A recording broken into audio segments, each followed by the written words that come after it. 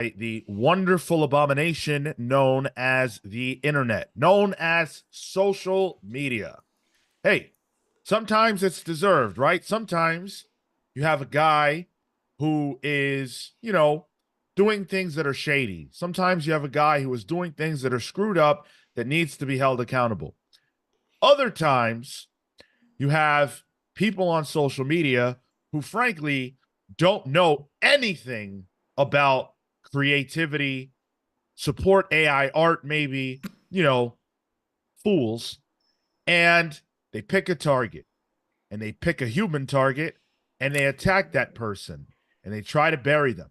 That is something that we've been seeing happening this week with Tom King. We're going to get into all of the Tom King discourse, and we are going to finally, once and for all, determine whether or not Tom King is one of the best writers of this generation, because there are a lot of people saying that that's not true. We are going to tell the truth about Tom King today. Not only that, we've got some CinemaCon news to tackle. We're going to talk about what we learned from there. A new live action Teenage Mutant Ninja Turtle film is on the way. And we've got some more news about the future of the X-Men in comics. The gang is all here. We have Cale. What's up, hot dogs? Marco. I'm innocent. Tyler. Was that a OJ reference? Oh, damn. And I'm Sean. Thanks for joining us live now here on Saturday morning. If you are with us, thank you for spending your time with us. If you are listening to us in the future, how are you? How's the future looking? Hopefully it's better than the now. Thank you so much for tuning in. Jam-packed show for you today.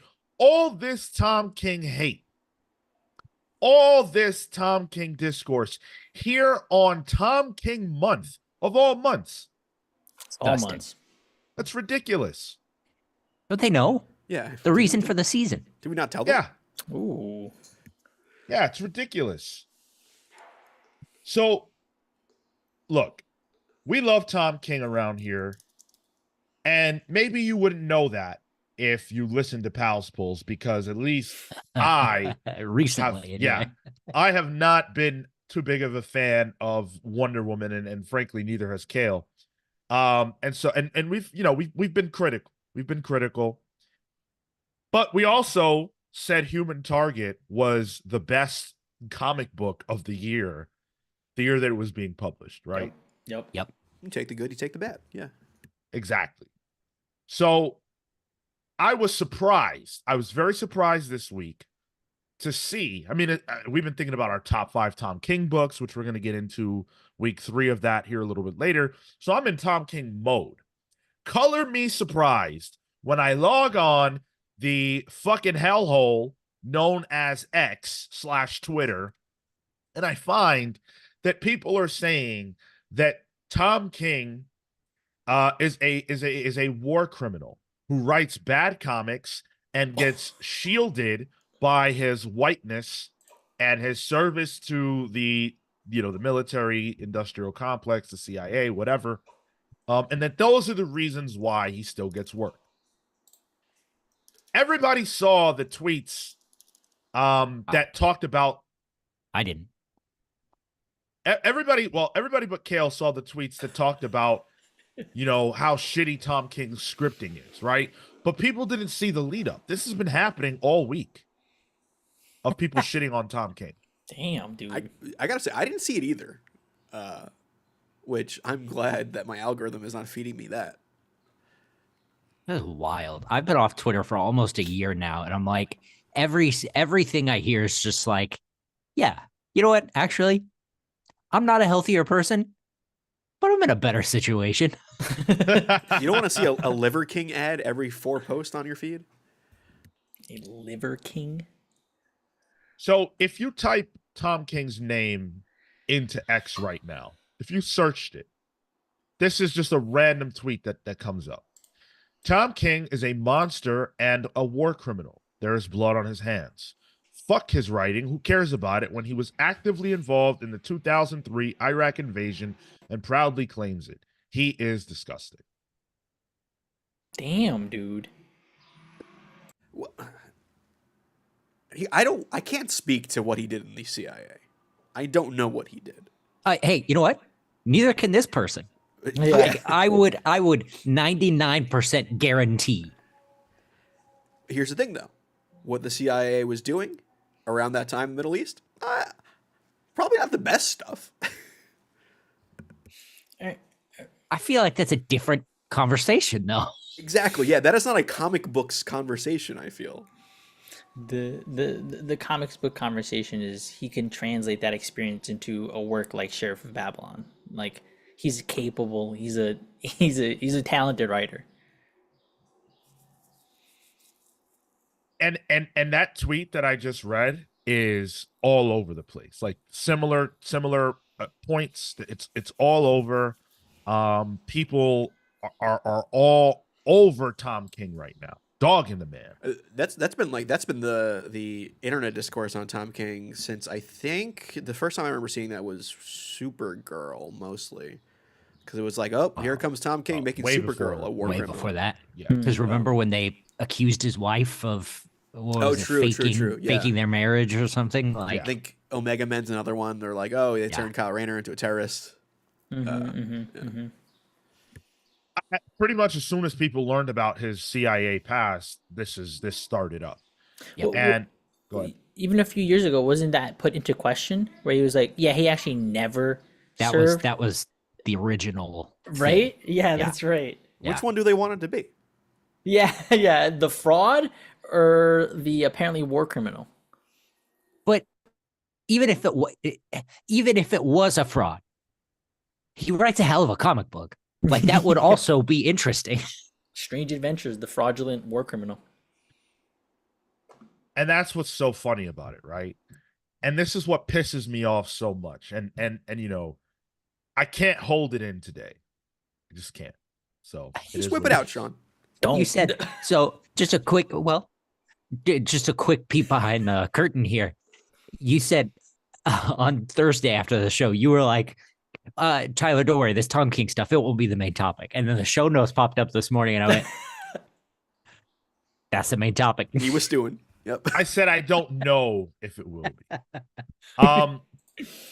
It upsets me in a similar way that the discourse about the retailer from a few months ago upset me. Yeah. Because these people, right, these shitheads, are people who are using the guise of something that's well-meaning, right? Like, oh, we should be against war crimes and, you know, all that, and acknowledging the crimes of the United States and Iraq, or, you know, whatever your stance is on that. I'm not trying to get it. I don't care about all that. It's not the point of this. They're using all of that to hate on a guy who, as far as you know, has never done anything wrong. As far as you know, the worst thing that guy has done is write the Sovereign's fucking narrative in Wonder Woman for seven going on 8 issues. Save us from that. To me, that's the worst thing Tom King ever did. And that shit that he did in Heroes in Crisis. Sean said that's a war crime. That's a war crime itself. Okay? I have PTSD, all right? But in all seriousness, these people are leading a hate campaign against a guy who writes comic books. Yep. How's it feel, men? I don't know what that means. Because it's usually a woman they're doing hate campaigns for. So Atomic Hound says Mount Sean is displaying pre-volcanic tendencies. Dude, I might erupt. just throw an ash. Because this is what continues to happen. Stand on it. If you're a piece of garbage, don't hide behind, oh, he's a war criminal. What do you know about it? You don't know anything about it. All you want to do is go on the internet and shit on people, but you don't want to be considered the same as the people who do what Tyler said, the people who go after Heather Antos, the people who go after, you know, the Kelly Thompsons of the world. You don't want to be that, but you still have hate in your heart. So you find a target that is acceptable, quote unquote, to attack, and you do that. That is what is happening here. You don't know that Tom King is a war criminal. How in the hell could you know that? Were you there? It's ridiculous. And it's even worse than like the white supremacists who went after Jack Kirby outside the DC offices or whatever back in the day, because at least those people went and did it on purpose, right? Like they went and put their faces behind it. Sure. You know, Jack Kirby was absolutely going to beat the fucking shit out of him, but at least they went up, you know, to square up. Yeah, you're giving them credit. And it's aggravating because on top of all of that, if you meet Tom King, if you speak with Tom King, if you actually get off your ass and leave your house and you go somewhere and you meet the guy, you'll find that he is a very kind individual. Yeah, super pleasurable. Never had a bad interaction with him. Always been beyond nice to us over years that we have met him and interacted on any level with him. But you wouldn't know that if all you do is live on the internet and chitter chatter. What do you know about Tom King? These people are goofs. Goofs, goons. But this isn't the crux of the discourse. The war crime stuff is obviously easily dismissible as goonery, right? What it evolved into is people saying that Tom King sucks as a writer. So a user named King Von Force Ghost, who actually has a podcast called the Marvelous Death Podcast. I'm not even sure why I'm plugging it because I'm sure it's not very good. Went on. I don't care. It's probably not good. Let's be real. Hey, went listen, on. Okay. Went on social media to say the sheer abuse of the Marvel method being done in modern comics so that writers can do multiple books a month is astounding. Stan Lee would blush. And he included a page from the script for Strange Adventures,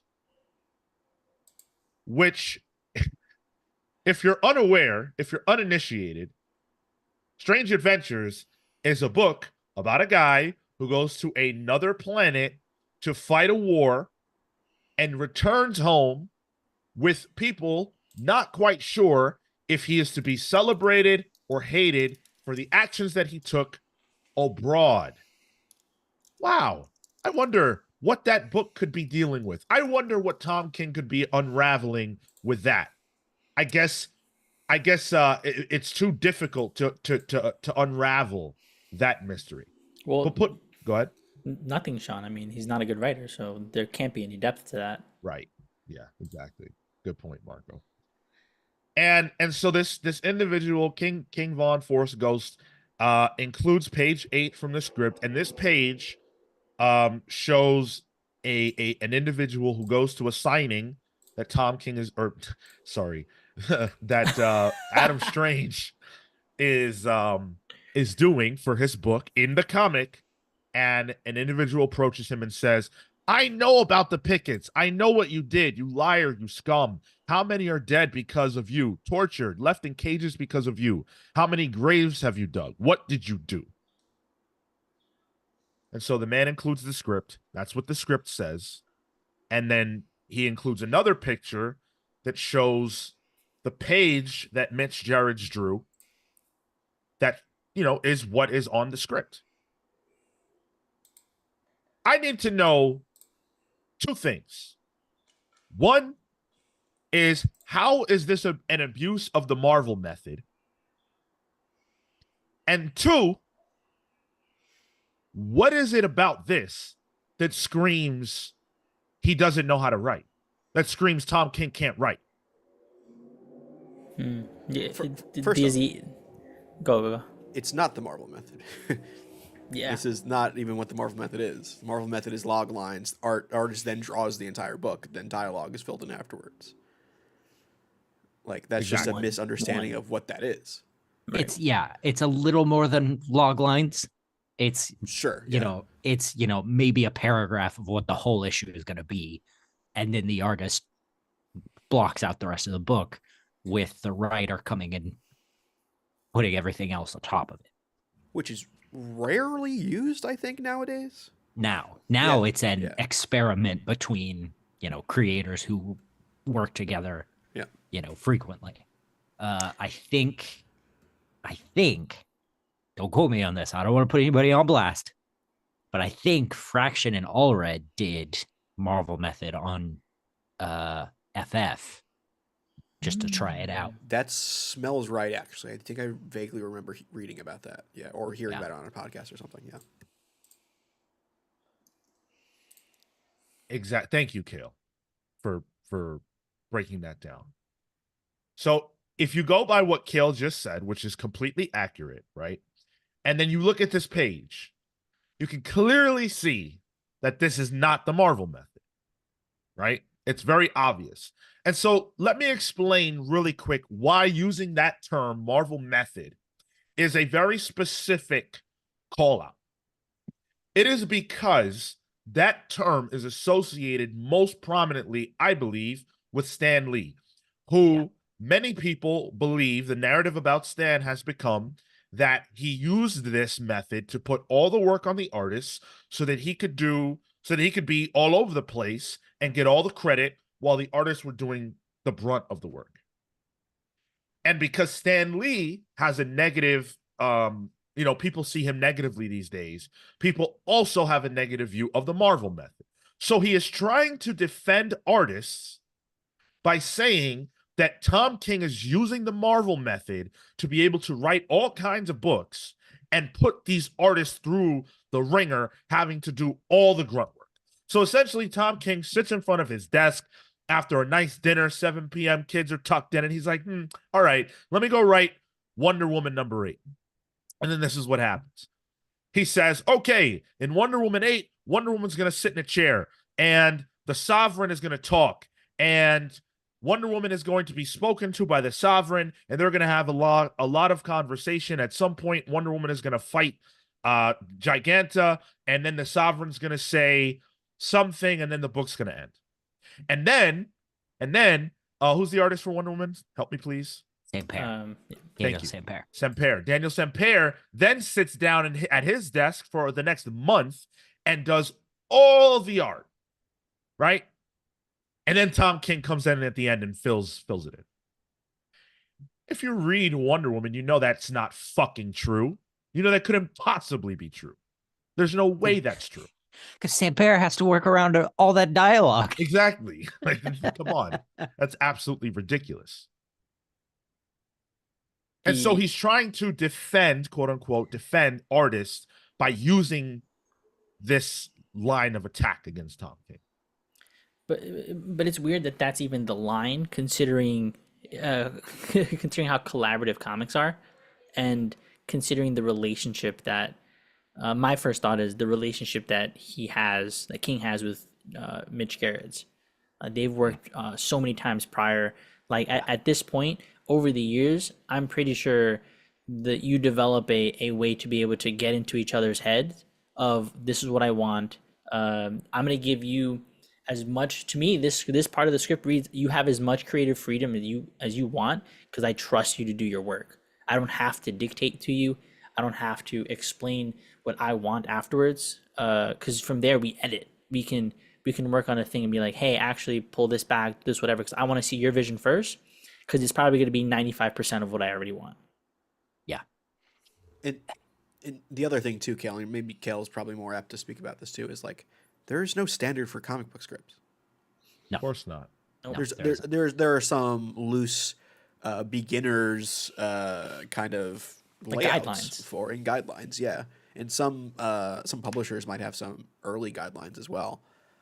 But like and even like professional courtesy. Yeah. So there's no real right way to write a script anyway. Yeah. Mm-hmm. I shared the link to this script, by the way, for anybody who wants to read it. They have it downloadable off of his Substack. So if you guys want to take a look as well, just for reference. The other thing I would point out is if you look at this script and even just the panel description, right? The first, Tyler, you can see that better than I can. Can you read panel 2.1 and then panel 2.2? Is it man shouting? I know about the pics. I know what you did. That's you fine. Yeah. Yeah. If you look at those lines and then the pictures that represent the panels, you should be more worried about Mr. Odds because he did that to himself. Yes. Like, look, That's like so funny. I Like, if you dictated just to there be look- multiple people and entire bookshelves of stuff. it didn't have to be that. Yeah. It Yeah. did. He, I don't want to guess Mitch's method, but that's pretty clearly like a Barnes and Noble in Union Square. Yep. Mitch didn't have to do that. Like, That's he so did that funny. to himself. And like my thing with this is like I think it's fine to have some political differences with a creator and talk about that. You can talk about maybe not feeling okay with a creator who was in the CIA. I think that's a political discussion. But I think when you're just wrong on the internet, that's embarrassing, and that's what this is. Like the other stuff, that's a political issue, and I think that's debatable, and that is just you can talk about that. This is just wrong. Like, and this is where it becomes like, all right, this is like, all right, you have kind of a bone to pick with this person, so you're trying to find ways of attacking it.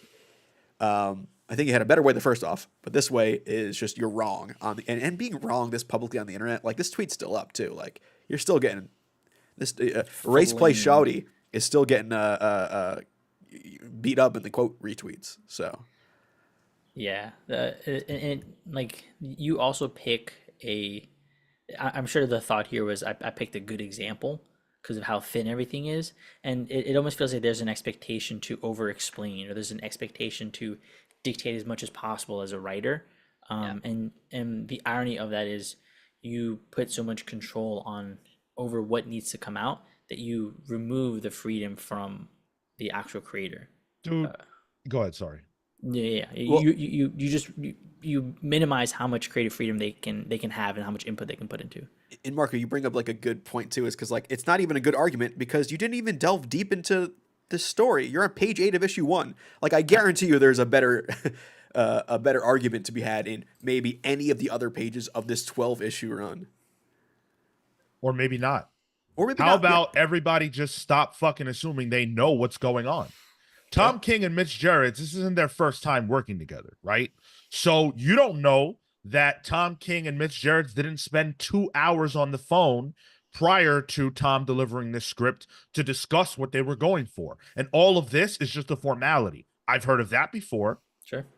All of this is something we're not even supposed to see. Exactly. Like It's all not. of Go ahead. a script is a building block toward the final product. A script is a letter to the artist and it's a letter to the editor to get the story across. The final product is the comic page. The script is not any part of the product as far as we're concerned. That has nothing to do with us. That's like seeing the blueprints to a building that's coming up. Why do you need to see that? You're just worried about the building. Yep. People who read comic books, just like a lot of other things, you see it a lot in sports as well, think that because they read it, because they're engaged with it, that means that they understand it. And if anything has been proven to me over the last year between the AI conversation and this, it's that fans don't know what the fuck they're talking about at all. At all. You don't know how comic books are created. You have no idea. If Tom King's script looks weird to you, that's because you probably haven't read any scripts other than Alan Moore scripts before. There's a response to this guy that is panel 1, page 1, panel 1 of Watchmen, where it's the whole page, and it's just, if my comic scripts don't look like this, I don't want to read it. It's like, relax. And why would you be reading comic scripts? Real. They're so boring. Do you know how hard it is to get someone that's not a comic book professional to read a comic book script? they're so boring. An editor. And it's not even like a screenplay either, where screenplays you have to dictate action and scenes and sets and stuff like that. That's more of developed by the artist, so it's not really in the script. It might be. That's not true. It could be. It could be. Yeah, yeah. There's literally nothing that's off the table. It's not for anyone to decide what is okay, what's not okay, what goes, what doesn't go in a script, other than the people that are working on that project. That's it. I've read many scripts that have very specific details as far as shots, angles, etc. Cale went to comic book school. I took classes at the Comics Experience. I have read many, many, many scripts in my time. I have seen every kind of script. There is no blueprint. And if you think there is, you're wrong. I think it was Warren Ellis in The Authority. I think his script for one of the pages was the fleets engage, and then that's when Brian Hitch draws that giant thing. Like it's three words, and it leads to a double page spread. Hell yeah. Indeed. That's so cool. Right. I gotta Google that. I did something very similar with the hell is that book called? I think it's called The Queen of Hearts. No, that's not right. Anyway, the last thing I did with Letty, it was a 10-page thing, and on page 7, I just went, "Look, Letty, we've talked about this. You know what you're doing. Have at it." And I put the dialogue, and she pasted out. This whole thing just reminds me of two things: is that media literacy is a problem right now across the board, and that combined with open forums and the ability for people to just spew whatever they think on the internet leads to stuff like this, where people can just be publicly wrong. I think we need to bring back shame, honestly. This ain't even media, dude. This isn't media. This is people thinking that they're entitled to everything. Why are you entitled to enjoy Tom King's script that wasn't written for you? Why are you entitled to have an opinion on whether or not that script is abusive to the artist? And you know what's so funny? Tyler said it earlier. This blew up. This tweet has been all over the place, right? And a lot of comic book professionals responded, which is so crazy. This industry is so small. You can say this, and then the actual artist can respond to it. And he did. This is what Mitch had to say. As the actual artist who drew this page from this script, I can tell you with 100% certainty that this person has absolutely no idea what they are talking about. Drag them. That's all you need to know. Yeah, that's what I mean. Bring back shame. I like that. From the penciler's mouth. I think my favorite one from this list of artist responses we have is from Cully Hamner. He says, Mitch, the artist of Strange Adventures, he says, "Mitch, you are absolutely wrong about how you preferred to work. Just admit it." To make this accusation against Tom King of all writers, who, I mean, if you really think about it, who has more frequent collaborators than Tom King? Ed Brubaker. I just mean, like, there's so many artists that work with Tom, like, repeatedly. If anything, in that way, means he's easier to draw for. yeah. In that way, he's almost like Bendis was back in the day. Like, everybody used to work with Bendis. Mm-hmm. And why? Because Bendis had the hot hand. Yep. So if you worked with him, it meant that you were working on a book that was going to sell, and your work was going to be in front of a lot of people. And I don't know this for a fact, but this is what I have heard. Bendis was a good guy, easy to work with. And in any industry, I don't care if it's comics, I don't care where it is, who do you want to work with more than someone who is popular and successful and kind?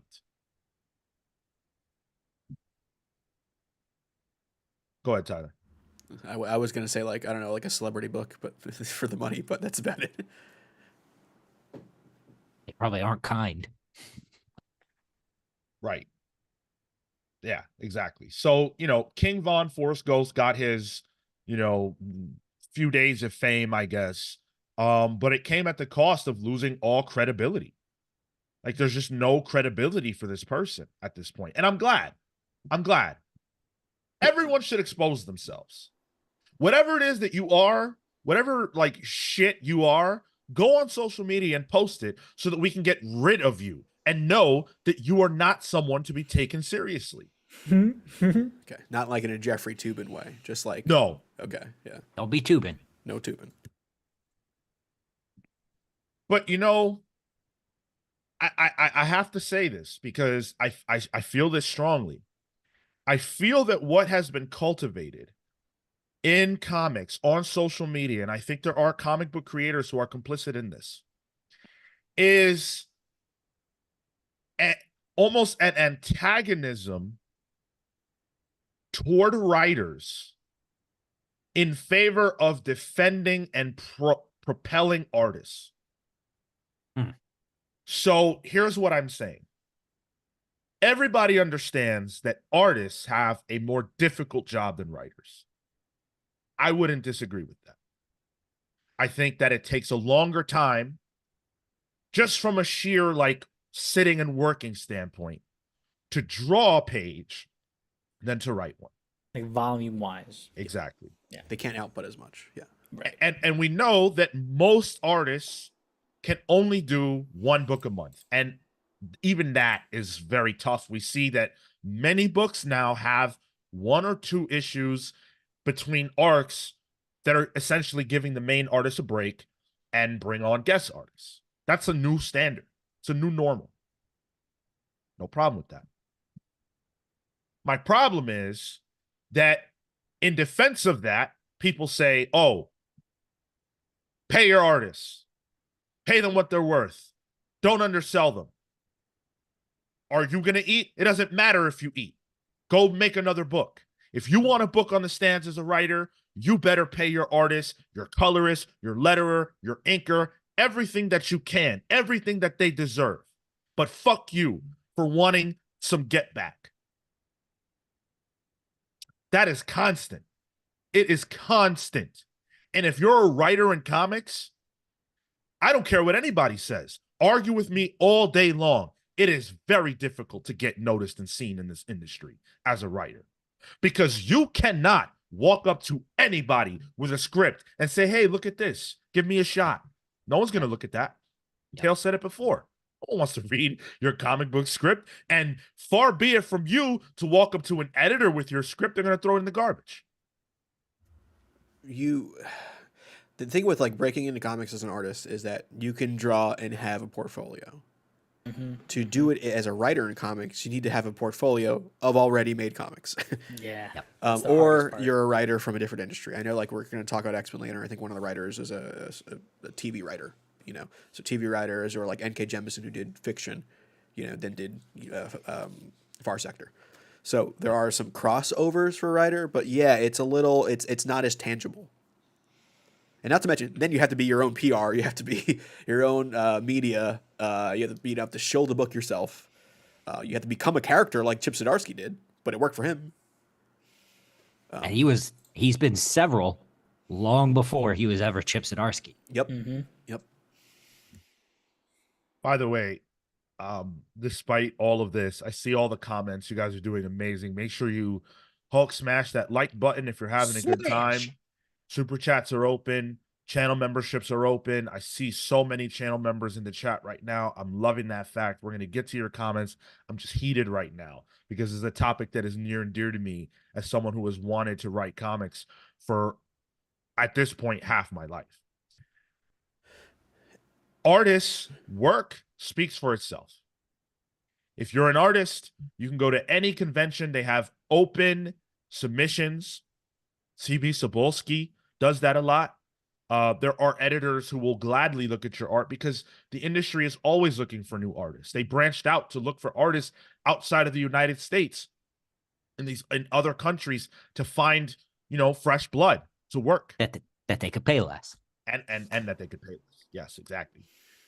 But as a writer, I think it's gotten more difficult because there are more people who want to break in, and there is less opportunity within the big two for new writers to jump in. You can't submit to them anymore.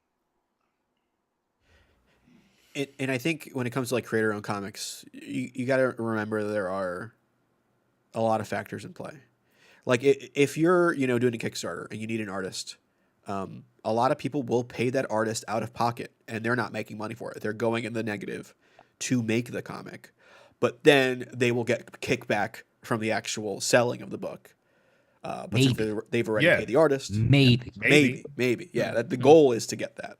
The goal is to actually break even most of the time. The goal is to put a comic book out. Yeah.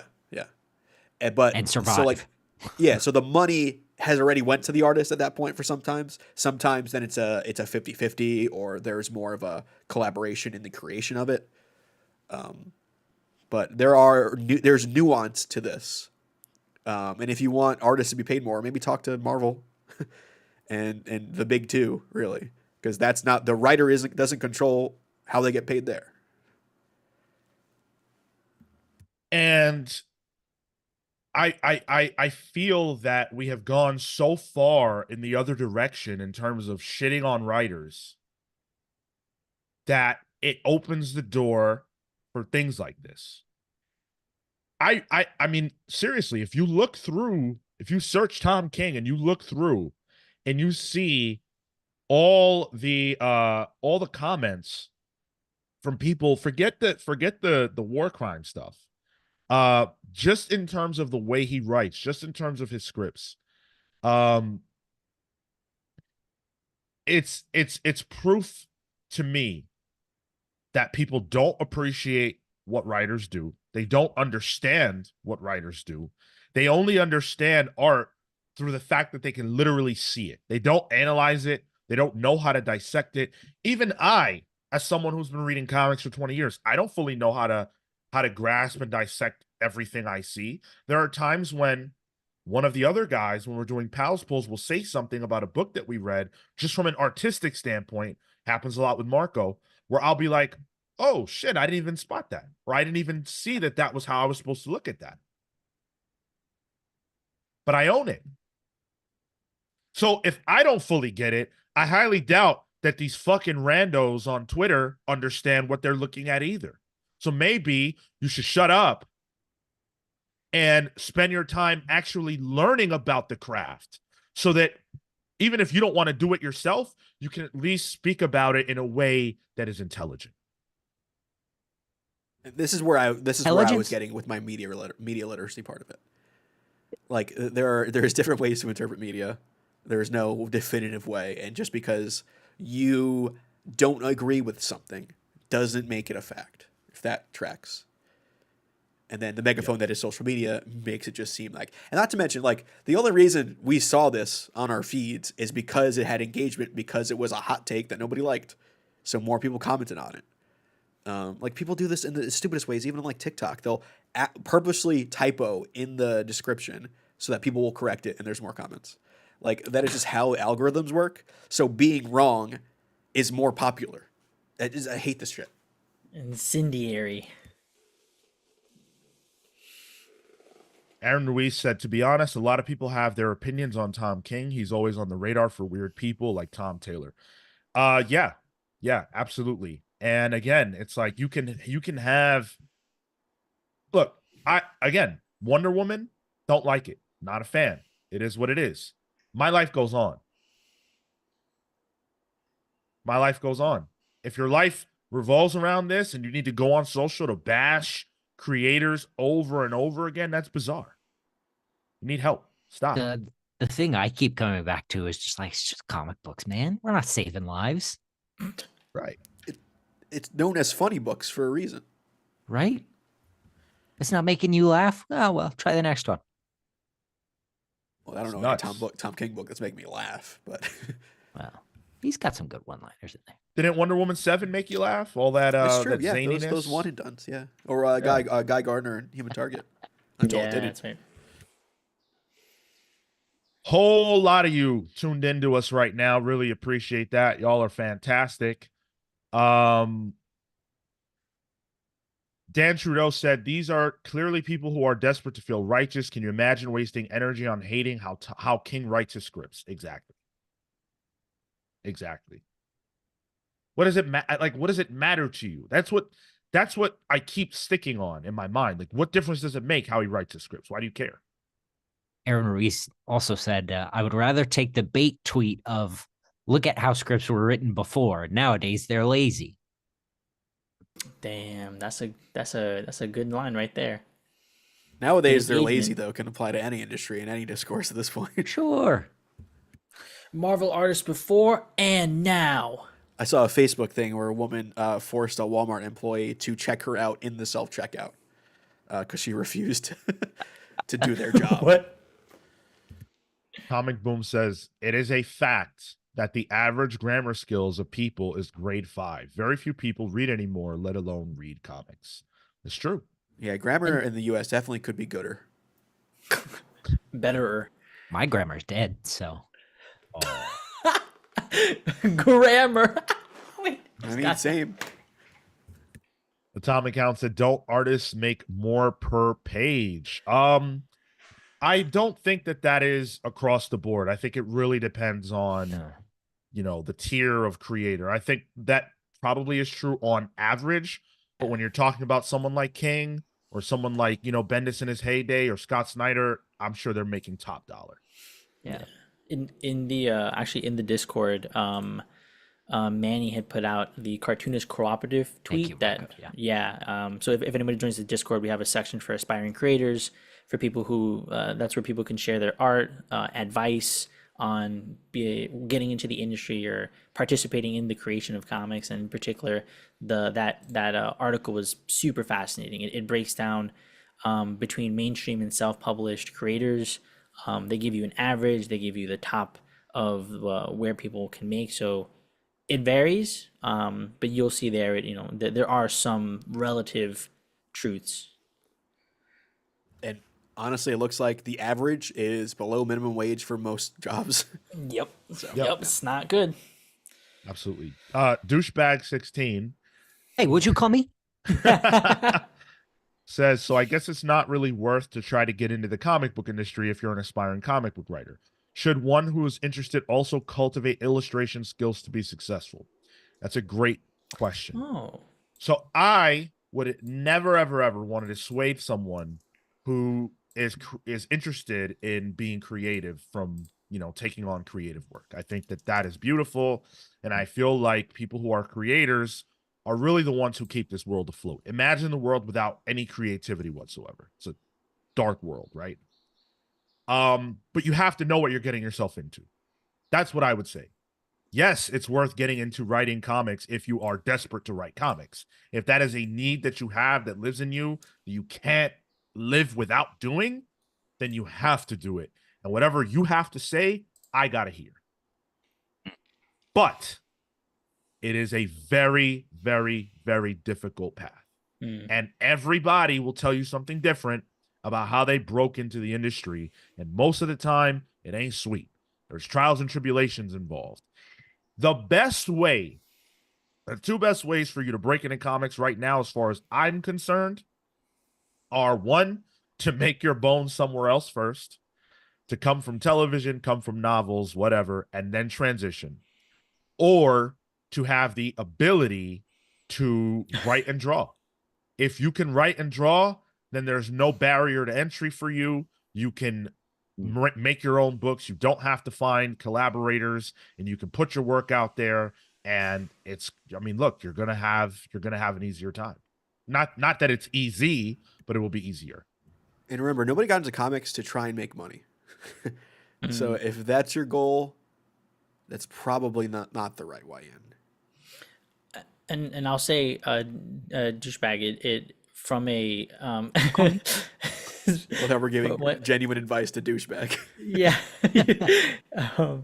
I think there's when it comes to like not necessarily cultivating the illustration skills, but I think understanding the methodology for the creation. Like I'll read art books not because I'm gonna ultimately try to draw. I still have my stick figures, I still have my whatever, but it gives you a better understanding of perspective. so you can better inform your artist, if you do have one, on what you're trying to envision in a language that they might understand, or in a perspective that they might be able to better understand. So I feel like it's advantageous not to necessarily take the time. I think that'll be even better for sure, but to at least do reading on what it is that entails the construction of penciling, what is shading, what are camera angles. All of that is super important. It's funny, like Tom King came up into comics from two directions. He was a fiction writer, so outside of the industry, helps there. But he was also a listener of the iFanboy podcast and was on their forums. Yeah. So I'm just saying, if you listen to us, join the Discord. Half Hey. of Tom King's journey right there. Or join the CIA. I don't know how I'm answering this one. But. Pink Bunny Zero says it's worth it to make a comic. If you want to be a millionaire, you should get a job on the side. Thank you for the comment. I haven't seen your name before, so welcome. I hope you're having a good time. Anybody that's listening to us right now, if you're unsubscribed to our channel, subscribe. I feel like we have some of the best content on comics all over YouTube. And if you want to stay connected to what we do, the best way to be connected is to subscribe, hit the notification bell so you know when we go live. We go live twice a week, every week, sometimes even 3 times a week if we got a book club. So we're pushing it out.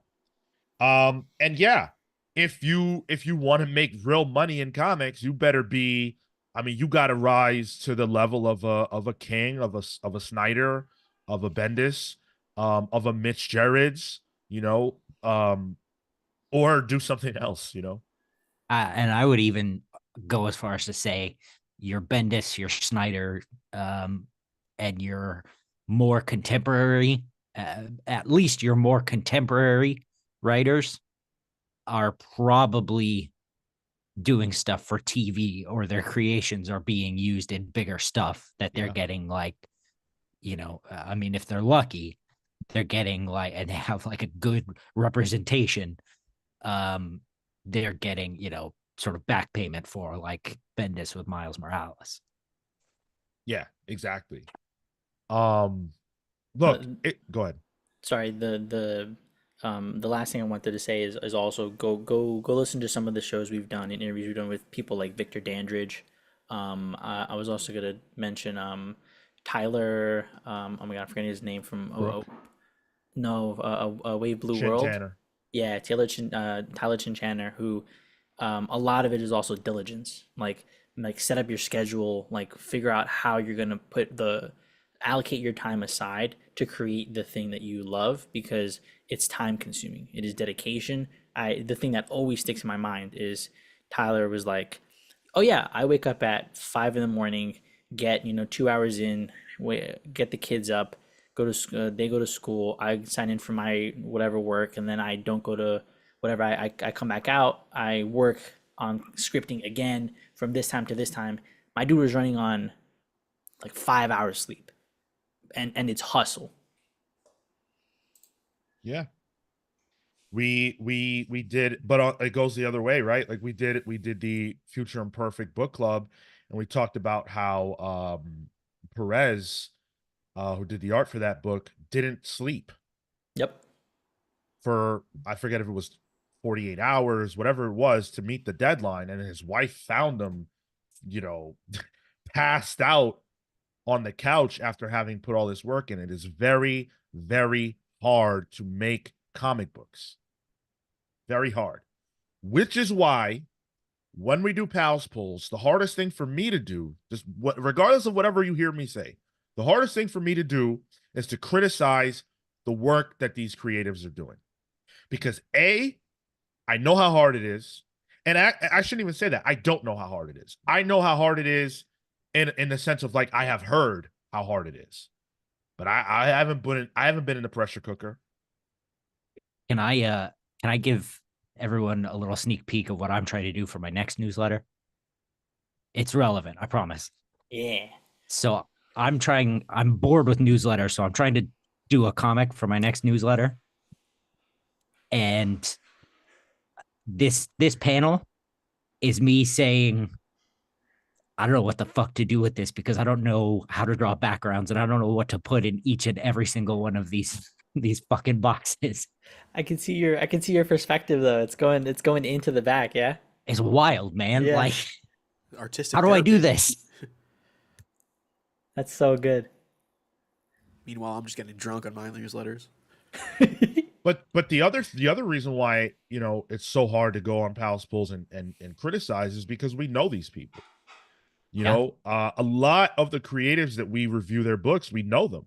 So when we have Kelly Thompson on the show and she talks about how hard she works and how hard it is to get hate and, you know, people hating on her for who she included or didn't include on the Birds of Prey roster, it makes it very difficult to then go and review Birds of Prey and say this sucks. Thankfully, it doesn't suck, and it's one of the best books out, and we don't have to say that. But if we don't like it, it's difficult to say that.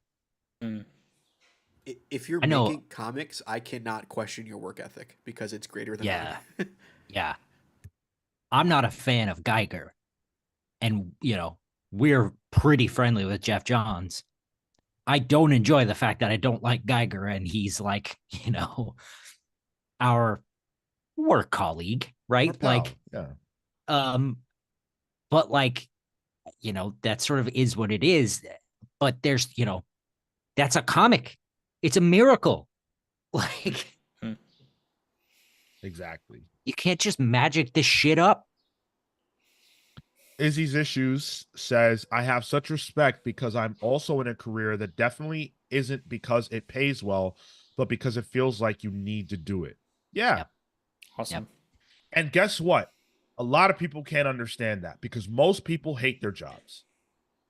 So most people hate their jobs and they have jobs that really don't require that much of their intellect, of their hustle, of their soul, of their creativity. Most people don't engage with the world creatively. They do things for money. So how can you understand a person who lives their life creatively, that feeds their family creatively? How could you understand that? That No. barely feeds their family creatively in many cases.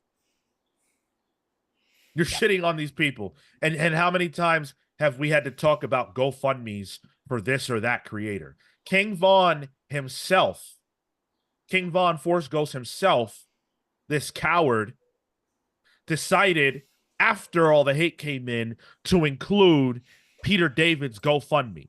Nah. What the bullshit sympathy? He said, these were the follow-up tweets. These were the follow-up tweets, and then we'll close. He said, not to say that the division of labor between artists and writers is bad. All-Star Superman, Immortal Hulk, and Watchmen were all made that way. But when your idea for a page boils down to one-sentence screen descriptions for each panel, can you really say that's your idea? Yeah, the fuck you can. He follows up. This script won a Hugo Award. Then he says, exactly. Then he says, a few points of clarification for the newcomers. One, this isn't Marvel method. This is just the standard scripting. I still think this specific example is lazy. 2, more words don't always equal better, but this is devoid of detail or authorship. 3, Tom King is a war criminal. And what does that have to do with anything? And anything. Yeah, the third one is a whole different topic to discuss.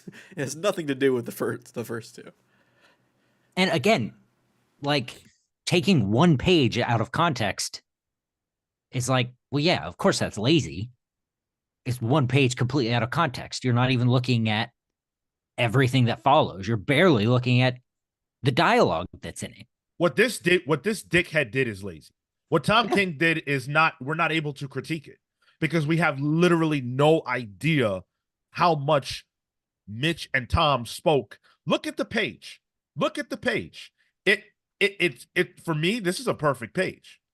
Not the script. I'm talking about the actual page with art. It gives you the perspective. It's from the first panel's from the perspective of the angry guy, and it's Adam putting his hand out. Then it switches perspective. Now you're seeing it from Adam's POV, and it's this guy really mad. That's fantastic. That's awesome stuff. And maybe Mitch Gerrits understood in inherently what Tom was going for through his descriptions. I totally believe that. But I also can believe that they got on the phone or got on Zoom and discussed the entire fucking issue before either one of them sat down to write or draw anything. Yep. Yep. And if they didn't, a bigger testament to both of them as creators. Yeah. And they've got a rapport with each other beyond this book that allows them to work together seamlessly because they already worked on stuff before. But if you don't know that and then you talk on the internet, you look dumb. But also, like, if it's less work for the same amount of pay, good job. I'm cool with doing that. Yeah, especially for a big corporation like this, you should be cool with that. My fingies. Shout out to Mike Elliott, the biggest Tom King fan in Canada. Put your maple leaves up. After everything we said last week on the show about Canada, he said he commented up earlier. He's like, whoa! As the biggest Tom King fan, gotta show up. Where was it? Well, thank you for being here. That's it. And thank you Despite for everything we said. Yeah. Yes, exactly. We do appreciate Canadians. Not all Canadians, but you're one of the good ones. Hashtag not all Canadians. No. My favorite Canadians are Mike Elliott and Pamela Anderson. Shania Those Twain. are my two favorite Canadians. Oh, and Bret Hart. Chibuzarski? Those are my three favorite Canadians. Celine Dion. Those are my three favorite Canadians. Chip Zdarsky dropped. I don't know why I can only think of Dudley Do Right. I don't even know if he's Canadian. That's also a cartoon character. He's a Mountie. So, Yeah, he's Canadian. Okay. Unbelievable. So good. Unbelievable. Yeah, so I guess my personal final message on this, and I know that in a lot of ways when we do this show we're preaching to the choir because you guys get it and you guys understand, but when you approach reading comics, engaging with comics, or frankly anything that you enjoy, if you're not willing to do the due diligence to understand it and, you know, to know and be informed in your opinion, then the world doesn't need to know it. And really, forget the world, forget social media. You would be better for not wasting your time trying to like logic things that you don't understand and aren't informed enough to speak about. It's better for you. It's better for you. I don't spend a lot of time thinking about the way that cars work because I don't fucking know. Or even ask questions. Like, no one's going to get on your case about asking how a comic book script works unless you're a complete asshole about it. Oh, that's a you rate your scripts? Oh. Yeah. Celebrate that we get to have this if you love it. And save your vitriol for the people who are taking away from this.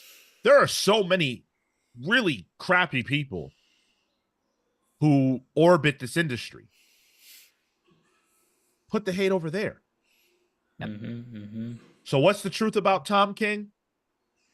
The truth about Tom King is that, yes, he is one of the best writers of this generation. Tyler. I thought that was going somewhere else too. Tyler. What'd you guys think I was going to say? Yes, he is a war criminal, but Unrelated. I don't say that. I don't think that. I don't believe that. Because I have no way of knowing that. And people are way, way, way too comfortable in their lives judging things that they just don't know. So we just got a $20 super chat from Hound. Thank you so much, Hound. I'm so happy to read this comment. Hound says, I just used a porta potty on my hike, and I noticed this dude's take floating in it during the inevitable glance down. Great discussion as usual. Yo. hope you did the squat and pray on that one. Amazing. Phenomenal. Hound, thank you so much, buddy. You're the real MVP. And, Incredible. I only wish there were more people like you in this world and less like this other individual. You guys feeling it? You feeling the energy? We got ourselves worked up on a Saturday morning. It's my cold brew that's doing it, but yeah. Ooh, Oh. nice little tea. Well, hopefully you guys aren't tapped out. Hopefully this didn't sap your energy because we have a lot more show to do. So many things to talk about. This has been a very interesting week. And I know I have a lot to say about some of the upcoming subjects. So if you're hanging out with us and you're having a fun time, make sure that you leave a like on this video. If you're watching this on youtube.com/thecomicspals, anywhere else, whatever method of letting the algorithm on that platform know that you like what we're doing, hit it. Leave us a review on any podcast platform. Those help out a lot. Share it with your friends, whatever it is you can do. Patreon.com/thecomicspals is the best way to show your support to us, to let us know that you're into what we're doing. It helps us out a ton.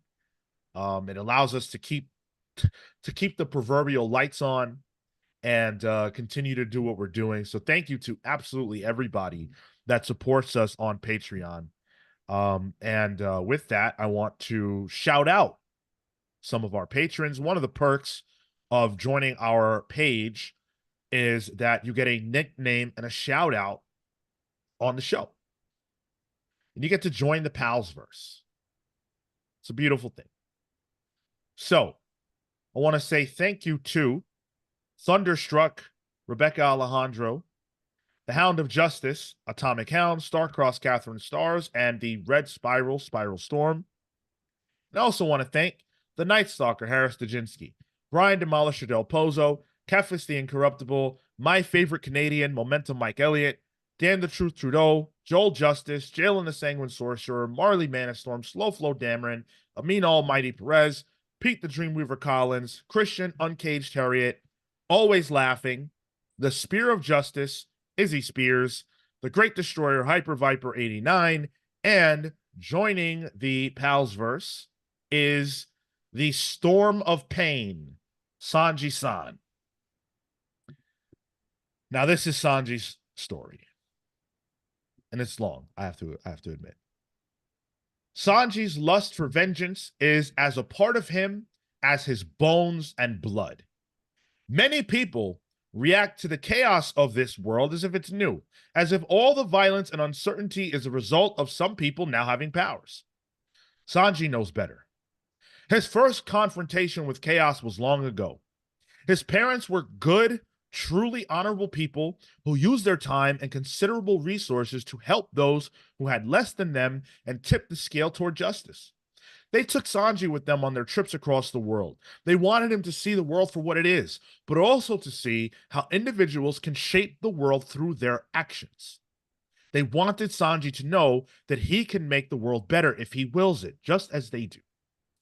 Sanji beamed from the crowd, from the front of the crowd, as he watched his parents both give an impassioned speech about the power of kindness and how each person, regardless of their resources, can be a spoke in the wheel of change. Sanji smiled, then blinked. His mother's eyes were wide, but empty as she collapsed to the ground. Sanji's smile turned to horror as the crowd around him begins to panic. Sanji watches his father grab his mother, trying to figure out what happened to her. Sanji calls out for his father, and as his dad looks up at his son into the crowd, he takes a bullet through the head. The last thing he saw of this world was the look of fear in the eyes of his child. Sanji let out a scream that was loud enough to stand out amidst the chaos of the scene. An unquenchable rage was born in that moment. Just then, he's grabbed by a man he doesn't know and whisked through the crowd who are all desperate for safety. The man explains to him that he knows who killed Sanji's parents and that today isn't the day, but he will make sure that when the time comes, Sanji is ready to exact his revenge. 5 long years go by, and Sanji is now something his parents never were: dangerous. He has sat under the learning tree of men who have killed for sport. He has endured physical pain that nearly matches the pain of losing his parents. He's lived every day looking forward to the moment he would have his revenge, and that moment has come. The man who rescued him, who would go on to become his master, directs him to a location where his parents, murderer, and the men who organized the hit would be. Sanji went alone. He used stealth to take out the pawns and did so with grace and ease. He is ready for this moment. When he finally confronts the men in charge, however, he feels himself losing control. The need for vengeance and rage takes over, and he launches an attack. As they aim, then fire their guns at him, he moves like the wind, with the wind and air around him, behind him, guiding him, and he dodges all the bullets. Now, a storm of wind and pain rages around him and propels him forward, each of his blows powered by the wind itself, killing his enemies instantly upon impact. Sanji lets out a guttural scream, having now avenged the death of his parents. What is left for him now that his need for revenge has been sated? He returns back to his home, back to his master, back to the people who took him in and raised him to hate. But the storm hasn't subsided. Sanji unleashes his anger and rage upon them all and brings down the compound around him, killing everyone inside it. Sanji's rage still lives within him, and he knows now that it will never go away. The world itself is responsible for his parents' death. The people who use their will to harm others, the people who don't care enough to help. Everyone is guilty, and Sanji will bring the storm down on the world to make them all pay. Damn. Something just occurred to me. Okay. How are our good guys going to take out these bad guys? These bad guys are tough. Like all Omega level. Yeah. Looking forward to it. Well, Yo, the we bad got- guys, go ahead. We got Dan the Truth Trudeau, who's going to go up against Sanji here. They're really speaking the truth. Not for long. Nobody has mind control powers yet in the Palsverse, right? Yeah, they do. Yep. The Almighty. Yep. Oh yeah. That was a good one, Sean. Thank Yeah, you. I Great appreciate work. it. And if you notice any similarities to the last one we did, definitely meant to be, the other side of the coin. This guy went the other way. Yeah. This guy went the other way. He learned the wrong lessons. Now we have another person who needs to be inducted. However, unfortunately, due to how long it takes to do these, I wasn't able to get to that, but I still want to shout out Adam Smith. Your induction into the Palsverse is coming, my friend. Next week, we will have yours as well. So thank you so much. Adam's the one that Sounds gave sick. us his dog, right? Oh, yeah. Yes, Okay. that's right. It's very Yeah, I know exciting. you're cooking on that one. Mm-hmm. Pound says, okay, Sean, what happens in panel 2, you lazy writer? Oh, shit. You Marvel method ass. All you listeners are the ones putting the whole picture together. You do all the work. Sean's just writing a brief paragraph. Marvel method all the way. Uncaged said we need a spreadsheet. Yeah. It's all in the works, my friend. It's all in the works. Aaron Ruiz says, don't worry, guys. Mugiwara, Marco gonna sacrifice for everyone. Marco's not in the Palsverse. Yeah, we Not don't yet. have a spot. Not Yeah, yet. Yeah, in we yet. pals don't have We're a like spot yet. watchers. Ooh. Maybe. The Four Watchmen. We'll see. We will see. We will see. Right, So yeah, if you want an induction into the Palsverse similar to that, make sure that you join us on patreon.com/thecomics-pals. Everybody who joins us at the I Shall Become a Pal tier or higher is going to get something like that. So hopefully you all enjoyed it and want to support and hang out with us. But we appreciate everybody who supports in any way at all. Everything that you guys do for us is felt, and it is amazing. Vote in the listener pick poll over on youtube.com/thecomics-pals under the community tab. I want to say thank you to everybody who has kept up with the voting every single week. You guys are doing amazing. We broke the record once again. Once again, we got ourselves up over 200 votes for the first time. So I'm really happy and pleased with you guys on that. And frankly, it looks like you guys are going to break the goal again. You're going to break the record again. We are already 150 votes in on Saturday, which is amazing. Yep. And I want to run through the options real quick. So we've got Batman Off-World number 4 on only 9% of the vote. I'm kind of surprised by that. Avengers Twilight at 24% of the vote.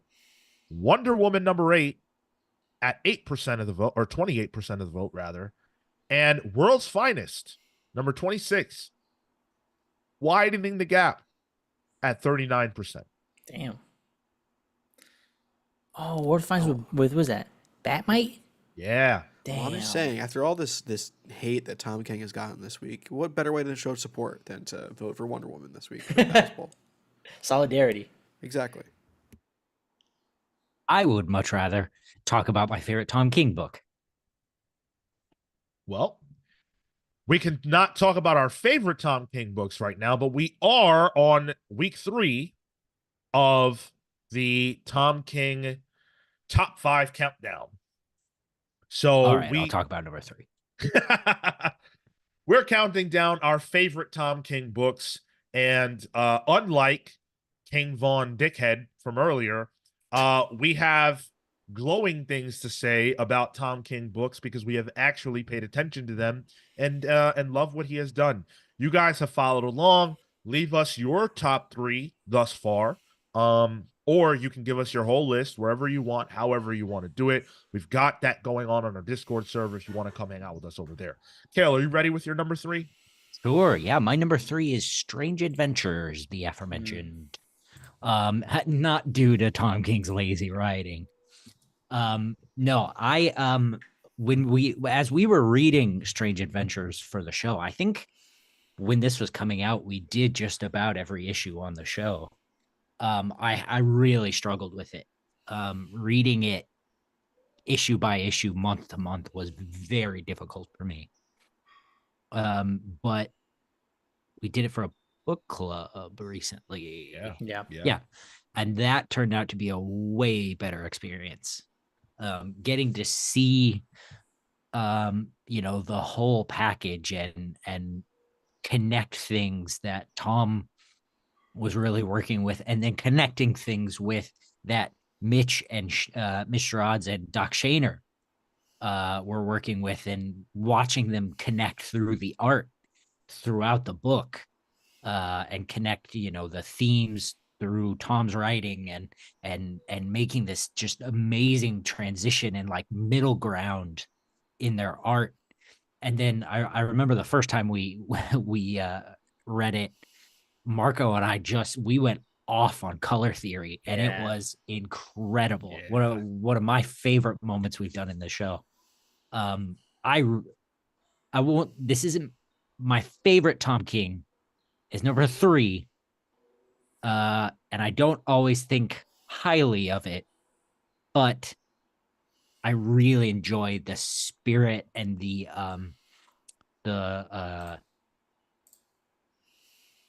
experience of working all this out, and what Tom and everyone else were doing in this book. And I think even if you don't like its actual like story content, like the book itself is just an amazing piece of comic work.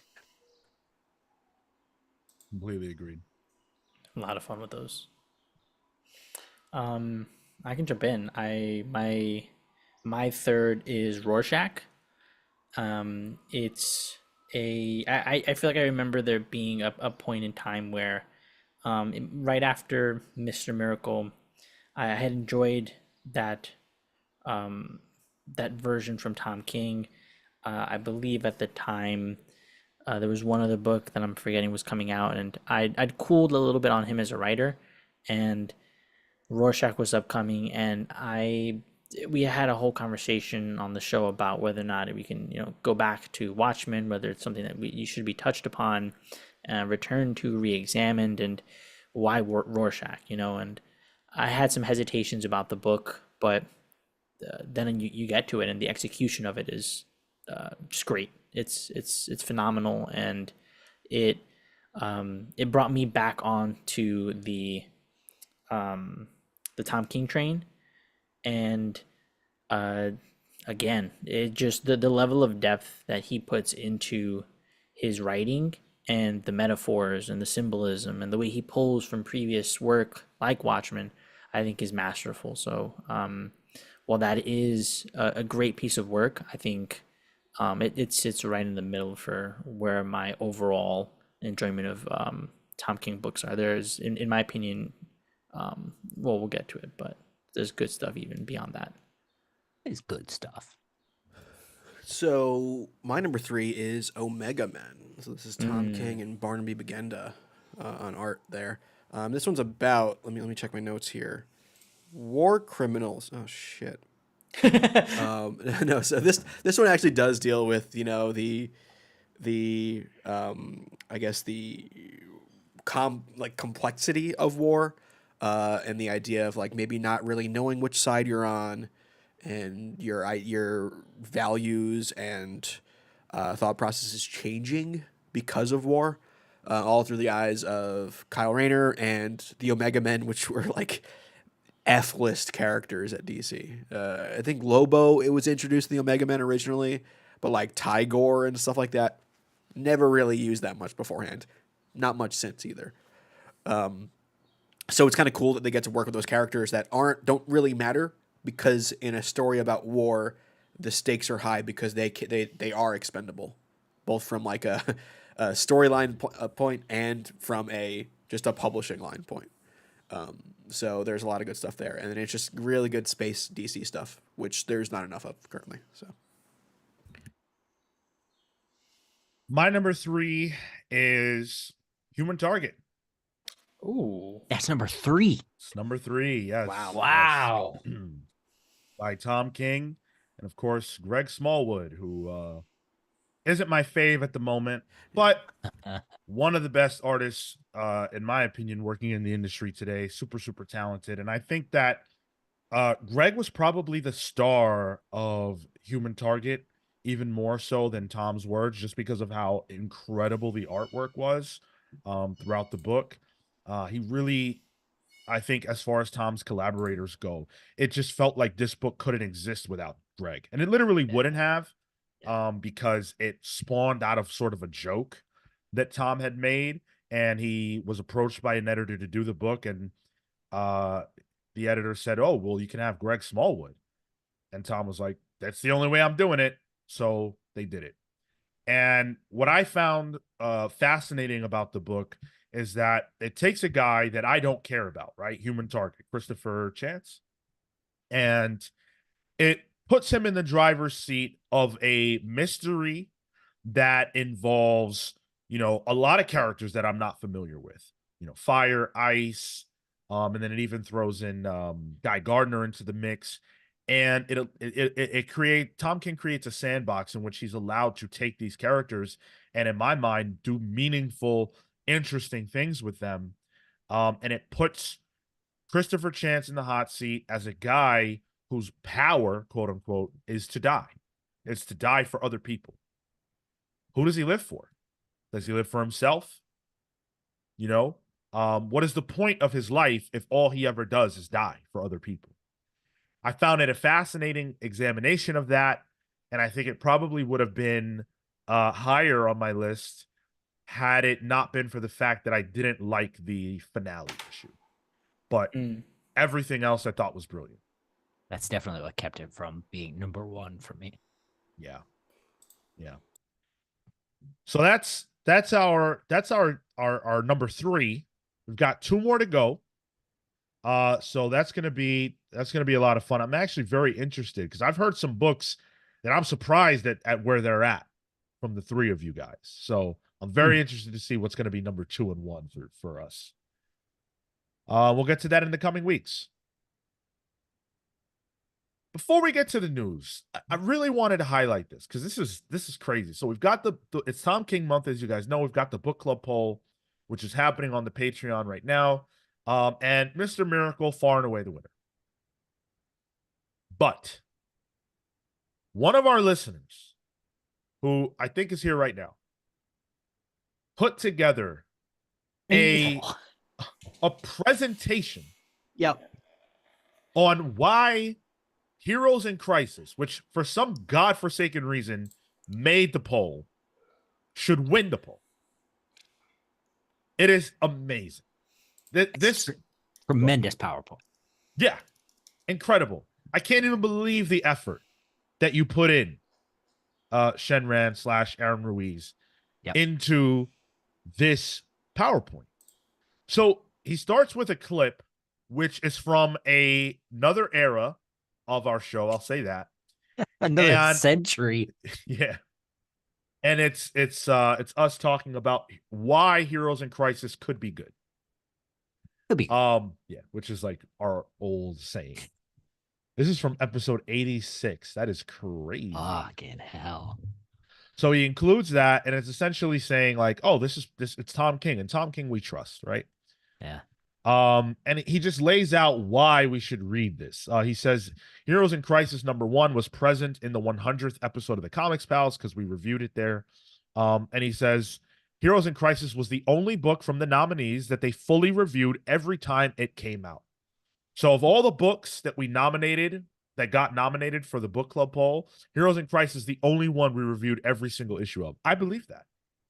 Yeah, the only other one would have been Strange Adventures, but we already did a book club on that, so it wasn't eligible for the poll. We didn't even review every issue of that. Oh, really? Okay. Yeah. Yeah, that's when I was a listener, so. Yeah. It was a crisis level event. And it was Tom King. And at the time, like he was like the guy. Right. Exactly. Could do no wrong in my eyes in 2018. So, thank you, Aaron, for putting in all that effort. It's in vain for sure. Heroes in Crisis will not win, but just because you did all this, I would like to say that we will accept votes between now and Monday. So if anyone changes their mind based on this PowerPoint, which you can view for yourself on our Discord server, feel free. But after Monday, Mr. Miracle's the winner. And a particular shout out to Slide 8. That for me, frankly, I changed my vote if I voted. What was side if I voted? What was side 8? Is Heroes in Crisis #4. He said, of course, and it's a lot of cake shots. Oh, right. Playman. I'm lactose intolerant though, so too much dairy for me. All right. Let's jump into the news. We're finally here. Joker 2. Joker 2, Folie à Deux, got a trailer. Electric Boogaloo. Bless you. And man, so it's Joker, it's Lady Gaga's Harley Quinn, and it sort of shows, how their relationship begins and all the chaos that they're going to be, getting into in the film, and it shows that this movie is very much a musical. It doesn't really dive too deeply into that, but it's very obvious that this is a musical, which is something that we already knew, so it shouldn't be a surprise. Go ahead, Tyler. I'm going to be unbearable when this movie comes out. I bet. More so. I say when this movie comes out.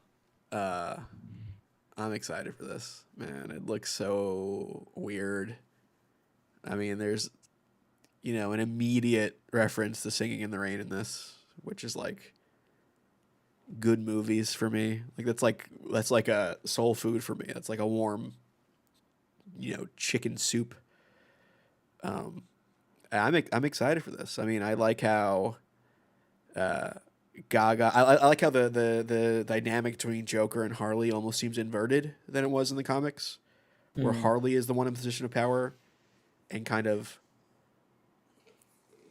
I guess, influencing Joker. It seems just on the trailer. I've only seen the trailer, so that's all I can tell. But it does seem like that power dynamic is inverted, which I think is an interesting take on it, and one I've not seen. and also kind of gets rid of a lot of the problematic elements that is inherent in that relationship, which maybe it's just going to be problematic in a different sense, but whatever. I'm a little less excited that it's a jukebox musical, in the sense that it's all actual music, like music that's already been made and stuff. Oh, like Moulin Rouge. Exactly. Yeah. Yeah. Happy Feet. I was kind of hopeful that it would be original music, which that's not to say there can't be original songs in this. There might be. I can see maybe one being in there for Oscar bait. But yeah, it looks wildly different from the first movie, and it checks a lot of non-related check boxes for me in a weird smorgasbord of a movie that I really want to see. I tend to struggle with musicals. I do like a Moulin Rouge, something like a Happy Feet, where there's talky bits in between. I don't like full on just in song. Did you say something like a Happy Feet? Yeah. You never see Happy Feet? Your musical knowledge is Moulin Rouge and then Happy Feet. Yeah. And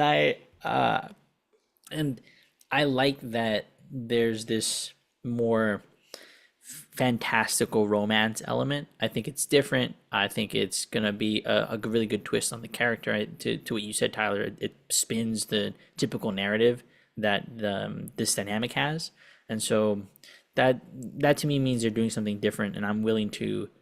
I'm both open and excited for that difference.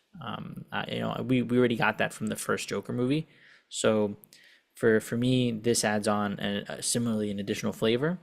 I think I like the first one. I'm wary to see how much this goes into the I'm afraid that there might be a jump the shark moment in this, and outside of it being such a wacky sequel. So I'm optimistic, but I'm a little wary. What's the over-under on them please. doing a cabaret version of Bad Romance by Lady Gaga in this movie? I expect them to. I hope they don't do any Lady Gaga songs. Yeah, please. I didn't see this. I have no interest in it. It's a Joker movie. You guys have fun. Not for me. All right. I guess it's up to me then. This looks shit to me. Marco said jump the shark. I think this trailer's a jump the shark moment. And I love the first one. I thought it was a great movie. I thought it had a point to make. And I think that point was made, and that's all there needed to be. And the fact that this is a musical is bizarre. I guess it sort of makes sense given that the first movie has some elements of like hallucination and things like that. I imagine that a lot of the things that we're seeing are not necessarily real. Like a lot of the musical elements are not necessarily really occurring. Mm. But I think leaning too far into that aspect of what the first movie did is a big mistake. I don't think that the Joker should be singing and dancing and doing all that. He's a monster. And I don't get the point of this at all. I truly don't. And I don't agree with what Tyler said before about this being a twist on the normal relationship. I think it's pretty clear that Harley is being influenced by the Joker. She does the same gun to her head thing. I think he's bringing the depth of her insanity out, just like he always does. And we really don't know how far they're going to take their relationship dynamic, but it is, an R-rated movie set in the Joker verse, so I'd be surprised if it strayed too far from that. I really, really don't care about this. What a disappointment. Is this Todd Phillips again? Yeah. Yeah. Well, we know we're at least going to get one more because he's so mad about the Ant-Mans that, he's got to outpace him. Mad about Ant-Mans? What do you mean? Yeah, that's why he made the original one, is he got turned down for a film or whatever, and he saw Ant-Man, and he was like, oh, well, the Joker could get a movie about that gets better than Ant-Man. You remember that? No, I don't. That's funny. CW Gordon says, hope Todd Phillips goes back to his Hangover roots, and the third film is a comedy of Joker's bachelor party before their wedding. That's amazing. CW Gordon this wants the three point- Jokers. Big brain. At this point, that might as well happen. All the seriousness that the first movie had is gone for me. This trailer's a joke. Joke's on you. Well, it's a Joker. I hope you're pleasantly surprised by this, Sean. Yeah, I Sean, hope I why am so too. serious? It's a Joker movie. I don't like musicals. I mean, I like Grease. Grease is cool, you know, but There you go. Grease doesn't have an My man. insane psycho murderer in it. Wizard of Oz. I was gonna Big say movie. John Travolta. Grease just has very old-looking teenagers. Great movie. Great Tremendous movie. This, it feels incongruent. It just doesn't feel right. Such a good word. There's one thing we can agree with. Joker 2, it ain't Grease. Hell no, of course not. No, that's Though not. Joaquin Phoenix is looking a little greasy. Marak Escuro says, I like that is something different from all other Marvel or DC movies that seem the same movie. Yep. Okay, look, I'm not saying that there can't be a musical starring characters from DC or Marvel. I could imagine a Great Dazzler musical, for example. Like, Ooh. it fits with certain characters. I think you can get weird with a lot of characters. But the Joker, right? The Joker that we got in Joker 1, this doesn't feel like that to me. Mm. This feels like the Joker from the animated series. He's not lighthearted enough to do this. Not in my mind. I watched him murder many, many people. I don't need to see him sing and dance. But he's also the same character that, grew up just watching TV because his mom, sheltered him. So he's watching TV and movies, and he was dancing in that infamous scene in the stairwell, the staircase going down. I can see maybe some of that seeping in. Maybe. But it's the musical sort of, romanticization of this character. Romanticization. That's such a bother. You're not saying, we're not here trying to watch a musical about John Wayne Gacy, Thank you. Yet. But that's sort of the thing, right? Like when the first movie came out, surely you guys recall the discourse surrounding how it was bad for society and everything That was else. me. And I totally disagreed with that. If Todd Phillips has a point to make with the Joker as a character, he should be able to make it. And he did that. This, though, feels like it's actually closer to what people were arguing about in the first place. Mhm. Because he's a monster and he's supposed to be presented that way. I don't want to watch him sing and dance with one of the greatest artists of all time, Lady Gaga. I don't want to feel sympathy for him beyond what I felt in the first one when they showed his origin. That's it. But that's not inherent in a musical. Like, Vaporwave Saver saying Sweeney Todd, horrible person. It's a musical. Phantom of the Opera. The Phantom guy ain't a good guy. Great musical. But it's not about him. What, the Phantom of the Opera is not Phantom about of the Phantom of the Opera? No, it's about Christine. Sure. Sure. Sweeney Todd, though. That is about Sweeney Todd. Yeah, but again, similar to the first Joker, like you see where he's coming from and what gets him to that point. It's not about old Mrs. MacGuffin, who's all about just putting people into meat pies. Like, we know why Sweeney Todd does that. She's just out here doing that. She gave him that idea. I haven't seen Sweeney Todd. I see, Tyler mentioned, I see it in the chat. I haven't seen it, so I don't know what it's about. But I know who the Joker is. And I know that for me, I don't want to see him in a musical. And I don't think that that is the way that this character should be presented. I'm not saying it shouldn't exist. Have a blast. But I don't want it, personally.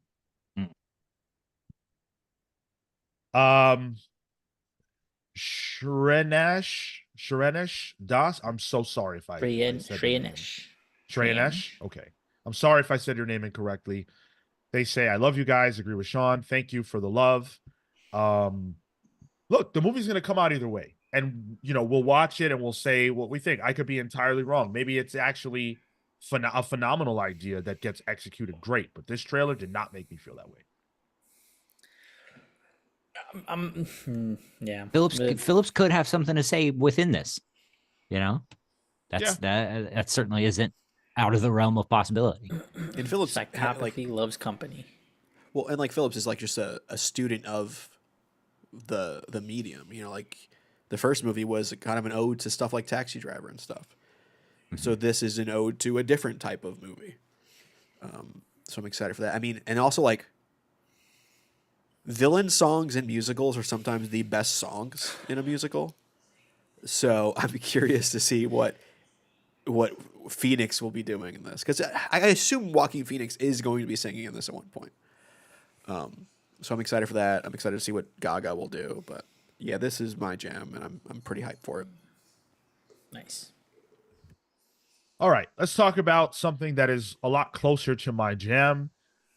The Teenage Mutant Ninja Turtles, the last Ronin series that has really taken the comic book world by storm, is getting a live action film release.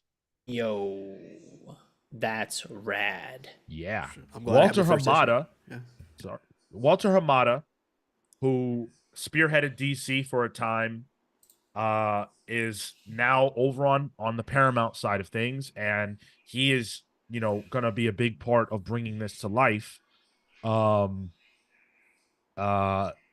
This is big. This is big news. So the last Ronin, for those of you who aren't familiar, without going into too much spoiler territory, essentially is the idea that in a dystopian future, all but one of the turtles are dead, and that turtle is gonna avenge, the others or whatever. That's a really, really like good idea. It's common, right? Like there's been the last story of all manner of superheroes.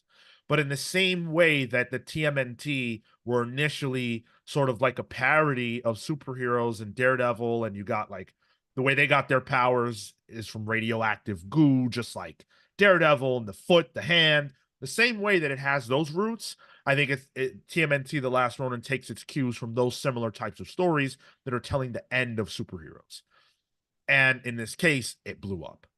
It's getting a sequel in the comics now.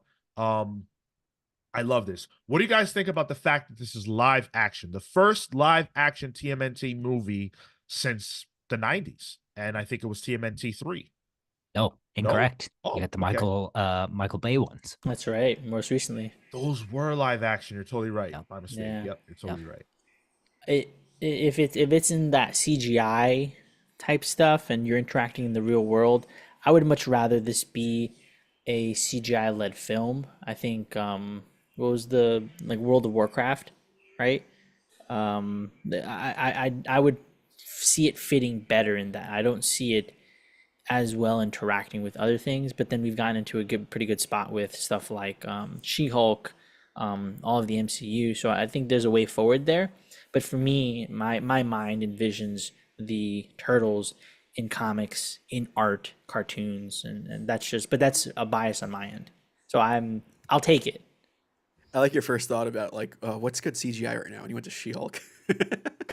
The one that was notoriously had issues with CGI. And no bueno, no bueno. But even if it's in the style of like the 2007 TMNT or the 2012 animated series, maybe a little more polished than the animated series. Not that one was bad. Yeah. I think that would be really cool. Yeah, amazing. I say bring back the old costumes. Damn. Practical the effects. Latex. I want to see a guy's 8 eyeballs in his mouth. Yeah. I want a cameo from Vanilla Ice. He needs a paycheck. The first. Go ahead, please. The first Turtles movie is one of my favorite movies ever. I think it would be the perfect way to sort of do that thing where it rounds out an era of Turtles. You know, in the same way that like Logan came back and ended Hugh Jackman's, you know, X and Patrick Stewart's, right, you know, time on the X-Men. If we get one of those, you know, shitty latex costumes and put it in a ninja suit, oh, I think that would really sell this for me. I even say use the old costumes. They're in horrible Stop. condition, but I want. You wanna could see the restore foam it. coming out I of think it. you could restore it. Yeah.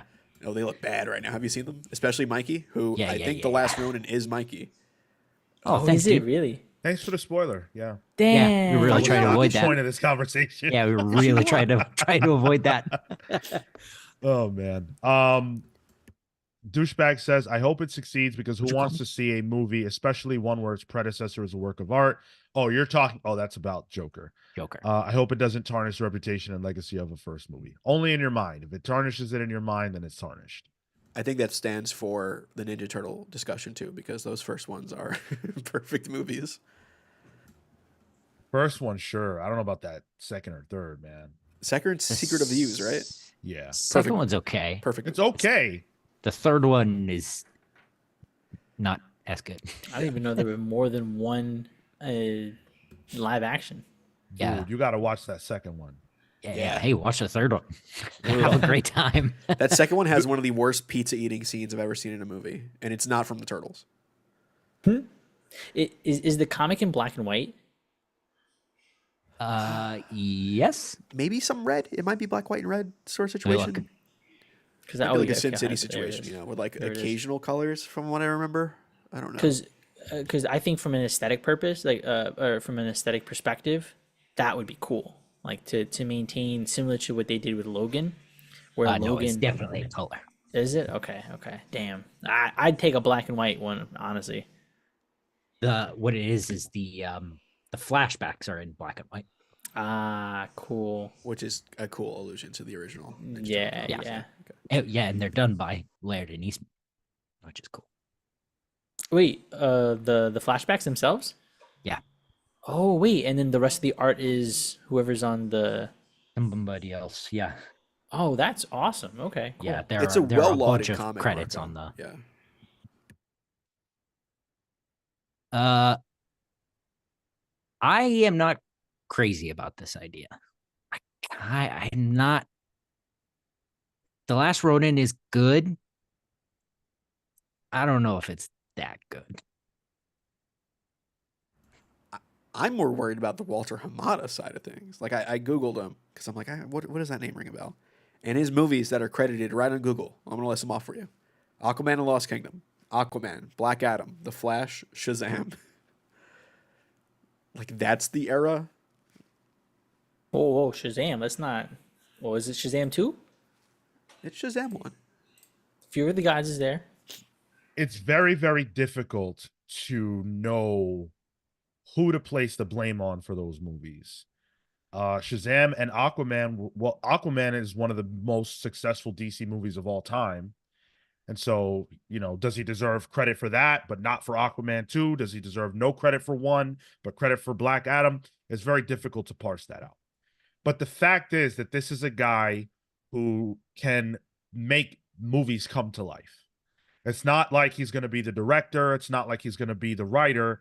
He's a producer who can make movies come to life. So for me, that's a positive thing. And also, who knows what the hell executive producers actually do? So. What I think is maybe more indicative of what we might be getting here is the writer. So Tyler Burton Smith, who is the co-writer on the movie that is incoming, Boy Kills World. It's an R-rated film. And who also wrote the Chucky Child's Play movie from 2019, is writing the script for this. So that gives me less confidence. I was gonna say if you wrote the Chucky TV show, that's actually decent. I've heard that's good, yeah. Either way, I think for TMNT fans, this is something to be excited about. I definitely want to see this. I'm excited about this. And TMNT hasn't been hotter than they are right now in like 30 years, right? So might as well go with the thing that's working the most for people in the comic space. I'm into it. CinemaCon was this past week, and we got some Marvel news out of it. There was a lot of news that came out of CinemaCon, a lot of cool stuff, Transformers, G.I. Joe, Gladiator 2, all things that are cool, but not really in our purview. But the Marvel stuff certainly is. And we got some footage and some information about Deadpool. We got a little bit about Captain America 4 and Thunderbolts as well. We'll start with the Deadpool aspect of things, Deadpool and Wolverine. So, of course, we saw the trailer earlier in the year, and that was fun. But they came with a little bit more. And I thought it was a very fun presentation that they put on. So I'm going to read from the description that the Hollywood Reporter writer Aaron Couch wrote that describes what the environment and vibe was like and the footage, because we couldn't see it. It's not publicly available. So, quote, the Disney presentation begins with a silence your phone PSA with Deadpool and Wolverine in costume talking about rumors for Secret Wars, the upcoming Avengers movie. But when Deadpool tried to explain his theories for the movie, he was interrupted by a cell phone in the audience. Finally, after being interrupted several times, Wolverine lost his temper and addressed the camera with plenty of F-bombs, imploring people to turn off their phones. Hugh Jackman's done that, hasn't he? Has he done that on stage? I think. Oh, yeah. He said, hey, bub, you're in a movie theater. Turn your fucking phone off. And then Deadpool said that hearing Wolverine talk that way makes his dick vibrate. Yep, sounds right. Like, what? Kevin Feige himself actually took to the stage and said, quote, in relationship to how Deadpool and Wolverine is, he said, quote, it's fucking awesome. Then he said that he can say those words because this is an R-rated movie, and he dropped several more F-bombs. Wow. Big deal. I feel like we've that felt almost necessary. What? Saying fuck? No, the R rating. Yeah. Oh, yeah. Oh, yeah. Yeah, I agree. I don't think this movie functions without an R rating. And I think then it would kill people's excitement for the future of the MCU relating to the Fox characters, because they didn't stay true to what worked for Deadpool before. Go ahead, Tyler. The idea of Kevin Feige saying fuck is like when you give like the weird neighbor kid who's not allowed to have soda, like a Mountain Dew, and then he says like a bad word and he feels real tough about it. That's the same vibe that I feel Kevin Feige saying fuck is. Got a sip of Diet Coke. Yeah, so it's 9 minutes of footage, and by everything I have read, the footage was really fun. It got a lot of laughs, and people seem to really enjoy it. I want to say that I'm excited for this movie, that I'm pretty excited for it. I have a lot of trepidation in saying that because I don't really like the Deadpool movies that much, but they work. They do what they're supposed to do well. It's just that I'm not the target for that. I like those movies. I've been excited for this. This has been a fun ass crossover. I think they're gonna bounce off each other really, really well. The fact that Hugh Jackman's coming back is, obviously a lot of fun, just because he's the face. I feel like he is the face of the X-Men, the X-Men movies outside of Patrick Stewart, and just that kind of driving force for everything else. So Deadpool being wacky, just zany, I think that plays into some of the places that they can go. So I just see a lot of potential with this. You know what I'm excited for, which I think they announced at CinemaCon too, was some of the merch for this. Deadpool saw the Dune popcorn bucket, and he decided he's making his own popcorn bucket with that in mind. So there will be a probably fuckable looking popcorn bucket for this Deadpool movie. And I just think that sets a good precedent going forward. Yeah, so that was really it on the Deadpool Wolverine front.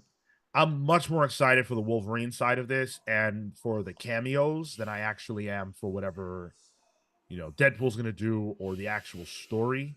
But I do believe that this movie will be integral to the lead-in of Secret Wars. Yeah. Coming out soon, July 26th. I think one of the quotes that from the footage is Deadpool mentioning Secret Wars by name, like talking about it. So Yeah. he's going to be breaking any wall possible. Yeah. Captain America Brave New World.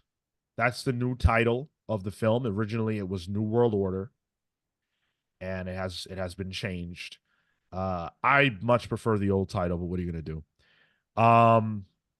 We didn't learn like a ton of stuff in this, but the article written by Aaron Couch does talk about the fact that, Thunderbolt Ross, who is now, of course, played by Harrison Ford, is the president of the United States. So that's kind of an interesting twist. Quote, he asked Sam to help rebuild the Avengers. The footage then jumps to Ross thanking Captain America and Phoenix, who is I think that might be a miss, right? I think they might be referring to Falcon, the new Falcon. But I could be incorrect. For Who's helping the with new it. Falcon? Huh? Who's the new Falcon? The kid? Yeah. Yeah. Suddenly, loud music begins playing in the meeting. To Ross's confusion, the music somehow manages to trigger something in former soldier Isaiah Bradley, who attempts to kill everyone. Isaiah Bradley is the young man from Captain America Winter Soldier, who's the grandson of the original Captain America. Right. So he's playing the Winter Soldier position in that particular scene where he's being mind controlled to cause harm. I like that a lot. Not because it's aping the Winter Soldier, even though you do have that dynamic now where Sam Wilson has to help this young man overcome his pain from his past, but also this mind control aspect. But it's the fact that when we're talking about mind control, my mind went right to the leader, who we know is in this movie. Traditionally a Hulk villain, but ain't going to be no Hulk movie, so you might as well bust the leader out. Well, there might be a Hulk. Is that Tim Blake Nelson? Yeah. It is, yeah. Okay, I'm in. Great actor, Fuck. great character actor. Damn. Yeah. Can't believe they got me back. You ever watch Buster Scruggs? Ballad of Buster Scruggs? Yeah, I watched the Ballad. That's the good shit. Yeah. Does a bear shit in the woods? I do have one issue with this, and I blame Harrison Ford. He doesn't have the mustache as Thunderbolt Ross. They'll CGI it. Don't worry about it. Oh, okay. Yeah, there's precedent. the for that. budget. That's true. Yep. I really love this.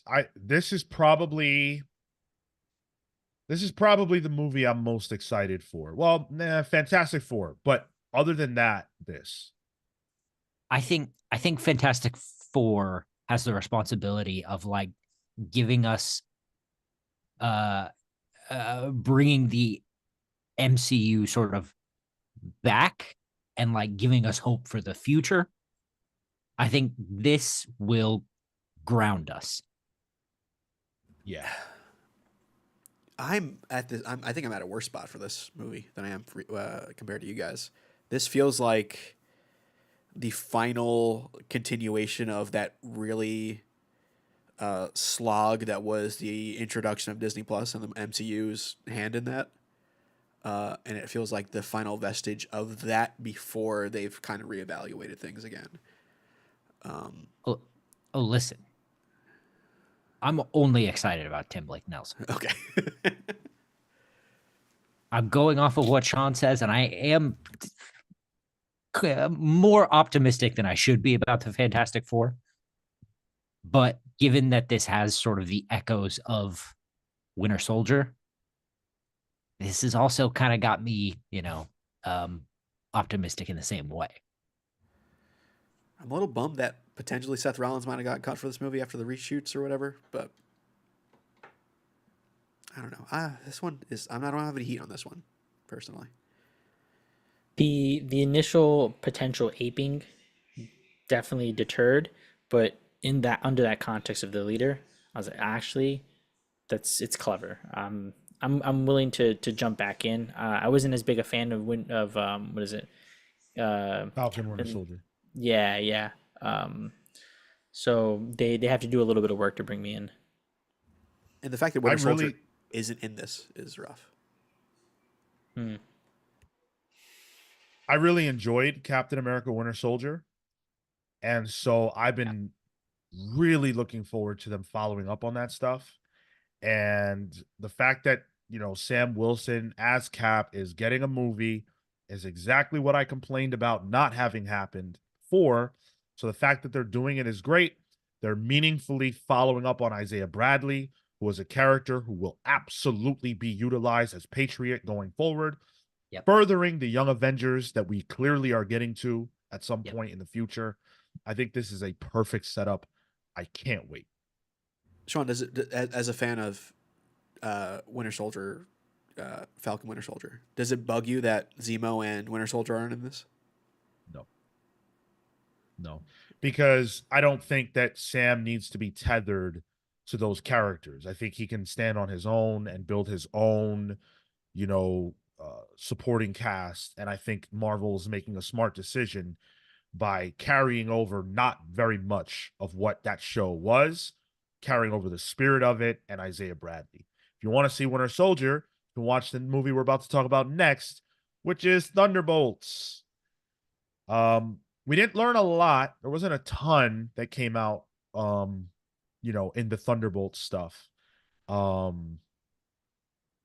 The major thing I would say, I guess, that we learned is that we got the like the title image of it, Mm. which says it's pretty basic, but it just says Thunderbolts with an asterisk. Real basic font. Yeah, I was gonna say they use Arial Black for this. And the asterisk is confirmed to be a part of the title of the movie. Interesting. But sorry? No, go. Kevin Feige refuses to talk about what that is, and he says that we'll learn more after the movie releases. What do you guys think that means? It feels like an expendable thing.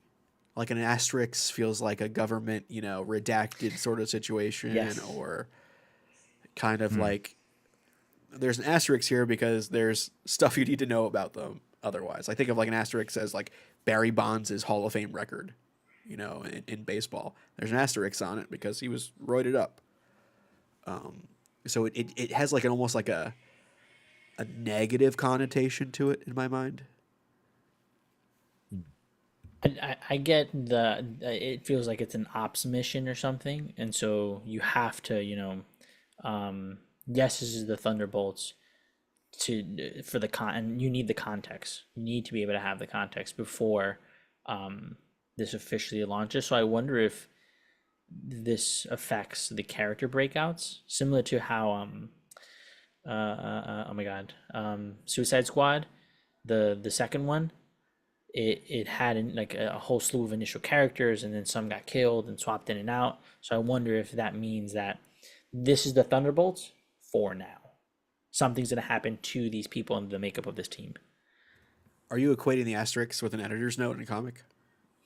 Maybe not an editor's note, but like it's a flexible team because of the risks involved. So I have here the Thunderbolts that are gonna appear in the movie. And so we already know, of course, about the Winter Soldier. This Wikipedia article lists Thunderbolt Ross as being a part of it.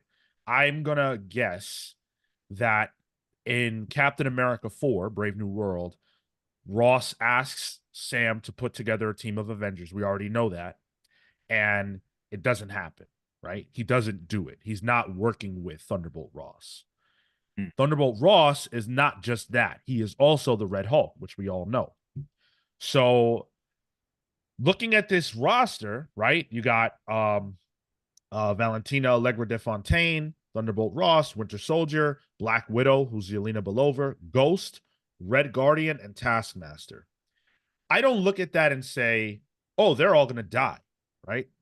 I don't look at that and say any of them are going to die. I look at that and I say, oh, these are the Dark Avengers. Mm. I'm wondering if this asterisk is the subtitle, the byline, or whatever it is. So this will be Thunderbolts, semicolon, Dark Avengers. Interesting. So the asterisk is part of the title. They just haven't quite worked out what the bottom part is going to be. So the asterisk will be removed later. And the rumored antagonist of this is the Sentry. Rumored. Antagonist? Is that what you've seen? Well, that they're trying to capture him, at some point, which would line up with A, Dark Avengers, and B, Ross trying to put together his own Avengers, looking for heavy hitters, and maybe against their will, if need be. Yeah, I believe that is exactly what this movie is. I think that it's no secret, or it's no it shouldn't be overlooked that Thunderbolt is the nickname of Thaddeus Ross, and he is leading the Thunderbolts. I think this is his team. I think this is his version of the Avengers, and I think that we're going to see a clash at some point between this group and the Avengers team. Where Winter Soldier falls in that is going to be very interesting, but I think this is the movie to watch if you want something a little bit different in terms of it not being that straightforward quite yet. There's some mystery here. Is Zemo confirmed for this? Not to my knowledge. Because that is in comics the person who forms Thunderbolts. Right. So in my mind, he would have to fit in somewhere, especially with Bucky being in this as well. It tracks. You have U.S. Agent as well. Like those, that's a whole plot line from Falcon Winter Soldier there. This is the biggest question mark for me, I think, out of the movies that are coming out in a good way, because I don't really know what they're doing with this. Yeah, I'm not sure how I feel about it. Go ahead, Cale.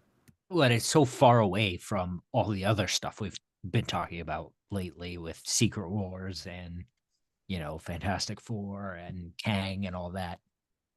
It's very, I mean, it's not even left field. It's a field way across town, completely different ballpark. And I love that. Yeah. Oh, what if the asterisk is a roid reference, like Barry Bonds, and everyone has a super soldier serum now? All right.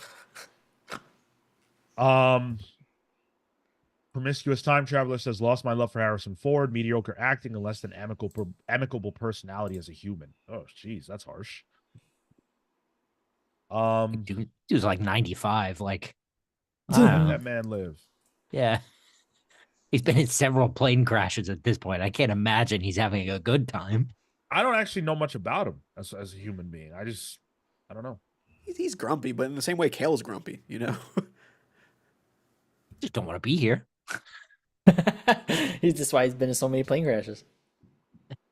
Izzy's issue says, is this one of the least linchpin MCU projects they've had in a while, so it has a chance to breathe and be itself a bit more?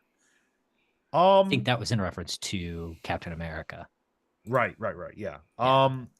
I think that it is a linchpin movie of a certain type. I think it has jobs to do.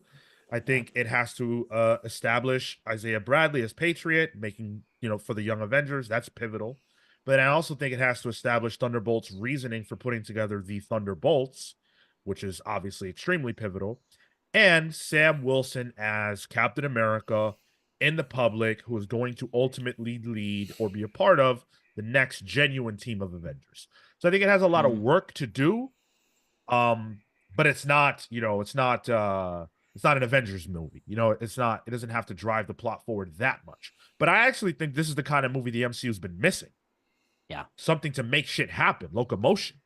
That's what made Winter Soldier so good, besides the fact that it was a phenomenal movie. Like, you felt the ripple I mean, even in Thor 2, which came out at the same time, like, it just like it affected things. Right. Like even if the movie was less than stellar, it still mattered. Yeah. Yeah. Marek Escuro in the chat says maybe this should have been a series of 5 episodes. I don't know if the MCU should bank on series anymore. Like we've sort of learned the lessons of the She-Hulk TV show, Miss Marvel. Well, that was, in my opinion, an exception because it was really good. And I think now it's the fuller length to be able to tell a cohesive and single story rather than stretch this thing out for a streaming platform like that. I don't think has the same appeal it once did, and we're moving past that. I agree with you. Yeah, I mean, this is pretty low on my to watch list, and if it were a series, it would be non-existent. I have no interest in Marvel series anymore that are essential viewing or anything like that. You want to throw out like Daredevil's coming. By all accounts, it looks like it's going to be awesome, but it's in its own space. Cool. No problem with that. Don't show me a show that now I have to have watched in order to watch the movies. That shit don't work. It just doesn't work. Yeah, CW Gordon says the only series I will accept from now on is Secret Wars Battle World anthologies. Ooh. That'd be kind of I high. don't hate that. I don't think the TV shows have budget for that unless they do like the Western world. Well, wouldn't it be really cool? Go ahead, Cale. Fucking Star Trek ass sets. Yo, I would love that. What about What If being the platform for that kind of thing when Secret Wars rolls around? Yeah. And that's not too different from what it is. Yeah. Exactly. All right, let's talk some comics. Huh? What's that? Comics, thing that we're all actually here for. We learned a little bit more about the plans for the X-Men relaunch from the Ashes relaunch era. There were some books that we didn't quite know what they were going to be, and we learned some more details about those, thankfully. We now know what Nyx is. I didn't even know. I know that that's a title that has existed before. I never read that, but they're bringing it back, and we know that the team of characters is going to be Miss Marvel. Oh. Finally getting on the X-Men or an X-Men team. Anoli, X-23, Wolverine, take your pick. Prodigy, and Sophie Cuckoo, one of the Stepford Cuckoos. Cuckoo.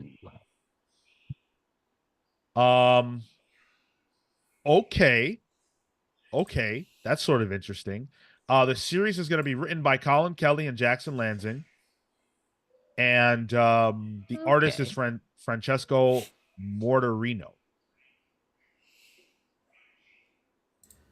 Jackson and Lansing are they're all right. I like their cap run, actually. Yeah. I mean, the cover looks like any Green Point polycule, but it is nice to see Wolverine back as Wolverine. I think they mentioned that in the announcement for this, like she's still Wolverine, which I think was a good clarification, especially when you're doing NYX where she was X-23. I'm cool with this. This looks like a book that I am not used to at Marvel, so I'm cautiously optimistic for it. Well, here's some quotes from Kelly and Lansing. So Kelly says, "This is the kind of book we came to Marvel to create. When the Hive Mind first formed, Colin and I bonded over books like Runaways, Young Avengers, and the original Nyx. Stories that showcase that tense, wonderful place where the mundane world and Marvels collided. And no book has embodied that more in recent years than Miss Marvel. Kamala Khan is one of the most definitive protagonists in the Marvel canon. And we're deeply honored to be inheriting the character from Iman and Sabir. while chronicling a whole new phase in her growth as a young adult. Lansing spoke and said, quote, "The opportunity to take on these characters is both an incredible challenge and an amazing honor. Sophie, Anoli, and Prodigy have been personal favorites since their time on the New Mutants and New X-Men. In a sense, we've become who we are right alongside them. In returning Laura to Nyx, while in a radically different context that centers her heroism and victimhood, feels like the chance to really bring the character full circle and help her grow into the next phase of her life." I like this. I think that the younger mutants, they need a place. And I don't necessarily know that they need to be on the main X-Men roster. I've always kind of felt that was a little weird. If the X-Men are the best of the best, then why are you bringing on, young whippersnappers who are inexperienced? But having a book where we can read about these characters and watch their ascension, that's perfect. Yeah, and it'd be interesting to have like team leaders where, let's say you're not on let's say you are a potential main X-Men character, and you have the X-Men team's already built out, but let's say Storm isn't on one, but she typically might be, and let's just put aside her stuff on Mars, right? She's leading a team where it's all just kids, and you are teaching them how to become future X-Men. Yeah. It's good potential. I want to see more than just one though. Like, oh, we know you're tactical. This is that squad. Oh, we know you're, and maybe not necessarily like a New Mutants, actually. But then that's what New Mutants is for, right? Yeah. Yeah. I do like how Anole is on this team because I feel like there's too many X-Men books out there who don't put a character on it who has a visible mutation. Because I think there's a dynamic there to be discussed within mutantdom that I don't think is discussed enough. Sometimes good. Beast will be on there in whatever incarnation the Beast is in. But like even stuff like Iceman, he could just look normal if he wants to. Anole is one of those characters who does not look normal. He is visibly a mutant. So There is no option for that. exactly. So I think there's a good dynamic there. Yeah, that's cool. This is going to be debuting July 24th. So right in the mix of the first wave of new X-Men books. This is one to watch, I think. You think if you have a visible mutation, you actually just get sent to the Morlocks? That's what it feels like sometimes, Right? Who's that? Was that Chicken Boy from New Beak? X-Men? Beak?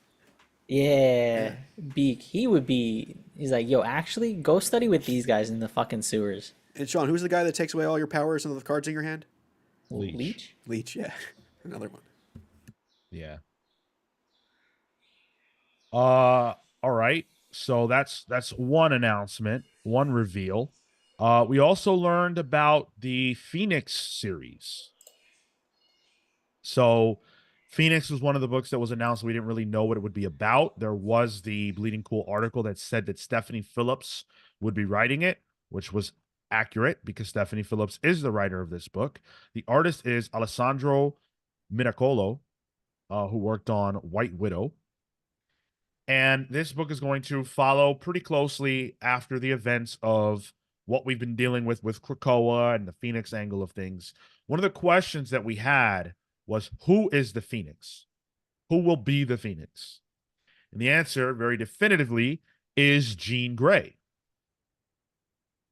which I'm, obviously very happy about. What I am not necessarily very happy about is the fact that this series is going to feature Jean, quote, heading into the cosmos where her reputation as the host of the Phoenix Force leads to some unwanted drama. I don't really care that much about Jean as the Phoenix, in the sense that her perception among the cosmos, I don't care so much about, and I want to see her interacting with the other mutants. She's more interesting to me as someone who is extremely powerful and kind of arrogant, who has to deal with being around people who aren't as powerful as her and who, she can do anything she wants. So how do you keep that under wraps? I like Jean like that. I don't like her as a cosmic character. It also doesn't totally make sense to me that people would freak out about Jean being the host of the Phoenix in particular. Why would Jean have a reputation among the cosmos as the host of the Phoenix when really it's the Phoenix that people have a problem with? Well, but the Phoenix Gene as the Phoenix host like blew up a whole fucking planet. Like that's But, the but what about, all the things that the Phoenix has done over the years? Like, but it's have not but have they done like to that extent as another host? I think that it's carried on through history. right. That's what I'm saying. There I are th- multiple people who have been the Phoenix. It's the Phoenix that people have a problem with. I think you're both right. I think that part of the problem is that the Phoenix Force was introduced not intended to be a being that seeks out multiple hosts and does all that. Yeah. Yeah. They're trying to follow up on what Claremont did, right? Yeah. Mhm. Yeah. That's the direct trajectory. And it almost requires you to ignore what Cale is saying, which is that the Phoenix has had multiple hosts.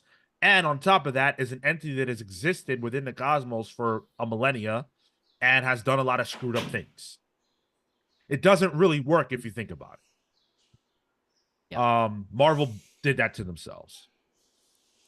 That aside, I think Stephanie Phillips is really talented, and I'm excited to read her take on Jean.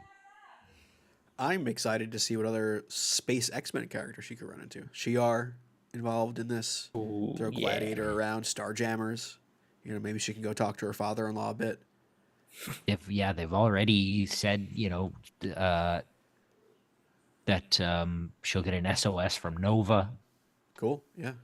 So I do find it weird that the font choice, and I saw this on Twitter because I did not have this in my memory banks, but the cover they chose, the cover title image, is from the Ultraverse Phoenix, which is like a 90s subline of Marvel Comics. Because Phoenix has like a title that's been used in other books before, and it's not this one. So I'm wondering if there's a significance to that at all. Interesting. font choice. Yeah. the logo design. It's not unheard of, but I don't know. Well, this book drops on July 17th. So, right in the mix of everything else. A new beginning from the ashes. Jeez, that Ultraverse Phoenix ran around with a crossbow. Who had a crossbow? The Ultraverse Phoenix. It was essentially Buffy, it looks like. Oh, I thought you said Spider-Man had a crossbow. No, maybe it's Ultraverse Spider-Man. I don't know. All right, let's talk about the last book announcement that we got. This one is probably the most interesting. It's X-Force. To the surprise of no one, we are getting an X-Force book, but it doesn't quite look like X-Force books we've gotten before. So, it's going to be written by Jeffrey Thorne with art by Marcus Toe. With a very interesting lineup. So we're getting Forge, who is the leader of the group. Okay. Ooh, I like that. Yeah. Rachel Summers is going to be on the team. Captain Britain, Betsy Braddock. Mm-hmm. Surge. Yes. Yes. Tankian from System of a Down? Noriko Ashida, who, if you are an X-Men diehard, then you will know her from the New Mutants book or New Mutants, New X-Men, whatever it's called at the time. A phenomenal era, and I love this character. She's got no play in the Krakoan era, but they're bringing her back on this team, so that's really cool. That's Akira's daughter, right? Kiryoshida's? Yeah. Okay. Is that the blue hair girl? Yeah. Nice. Yeah. And then Tank is also going to be on the team, and Sage. So that rounds out the cast there. I really, really like this team. I just don't know how much I care about the creatives. Not big names, not anything that or at least for me, I'm like, oh my god, have to read. So it's gonna have to sell me on the execution, and I like Forge as a leader. So at the very least, that's something that's interesting. I like two things about this. I like the fact that Rachel and Betsy are still a thing. I was afraid that relationship would be not retconned, but just not talked about again post Krakoa. So them being a thing is nice to see that it continues on. And I'm curious. I don't know if you mentioned this, Sean, or if I'm reading it, but Deadpool is going to be on this team for this arc, and I think they said that they will have a cycling kind of special guest character throughout the arcs. Yeah, yeah. So I can imagine if we're talking X Force, I can imagine Cable being one of them. Probably those like X Force staples, maybe even like a long shot or something like that.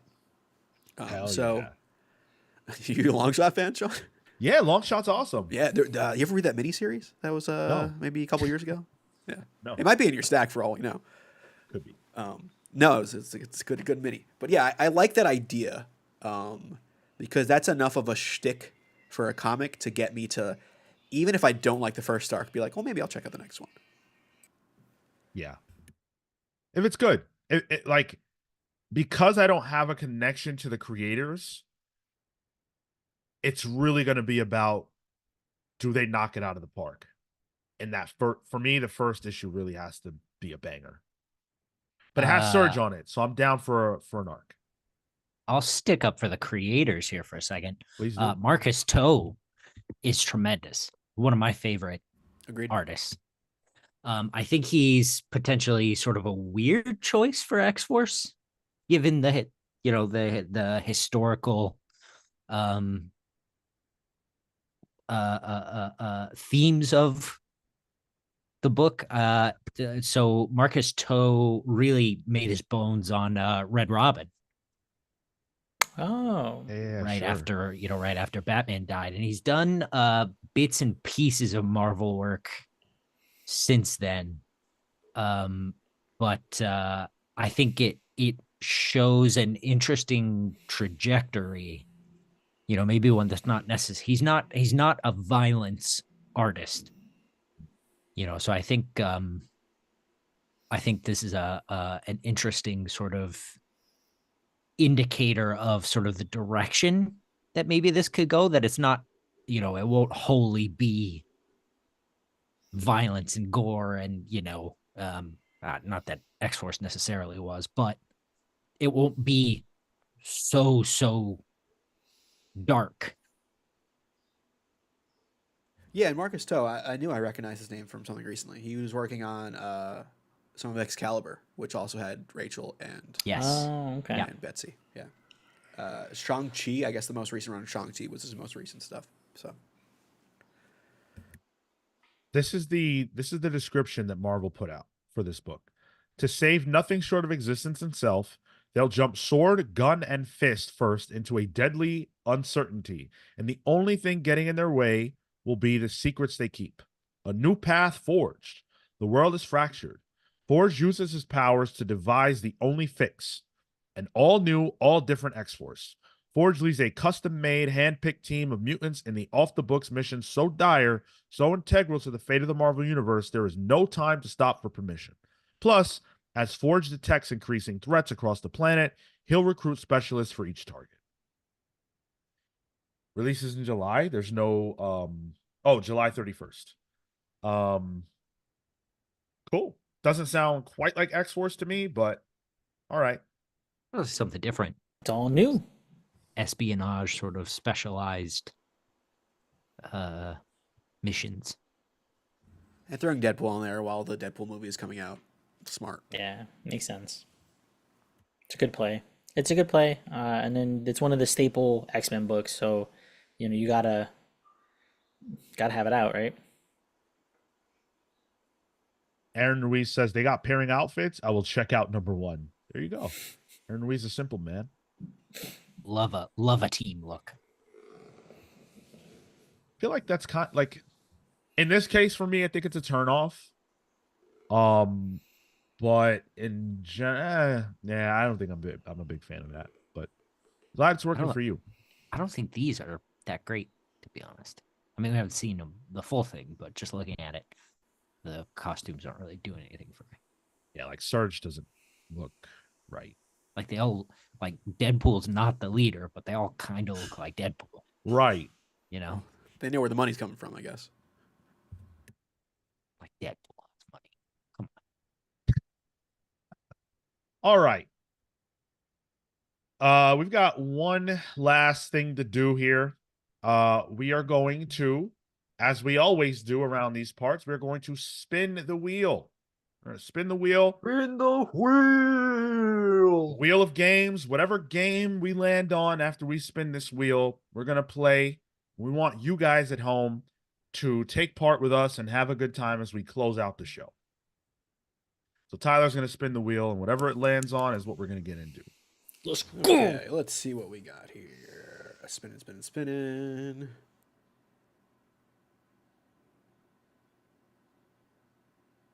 Be the editor. Ooh. All right. So we're going to play a round of Be the Editor. This game is a game where we are responsible for coming up with the creative team and the idea behind whatever it is that I say. So in this case, we are going to come up with a creative team and a pitch for a Marvel or DC buddy cop series. So you have to pick at least two characters. I'd prefer it if you kept it to two, who you're going to pair up to go on some kind of a mission or have some type of experience together. Everything about that is up to you. Buddy cop? Buddy cop, yes. I got it. Fire.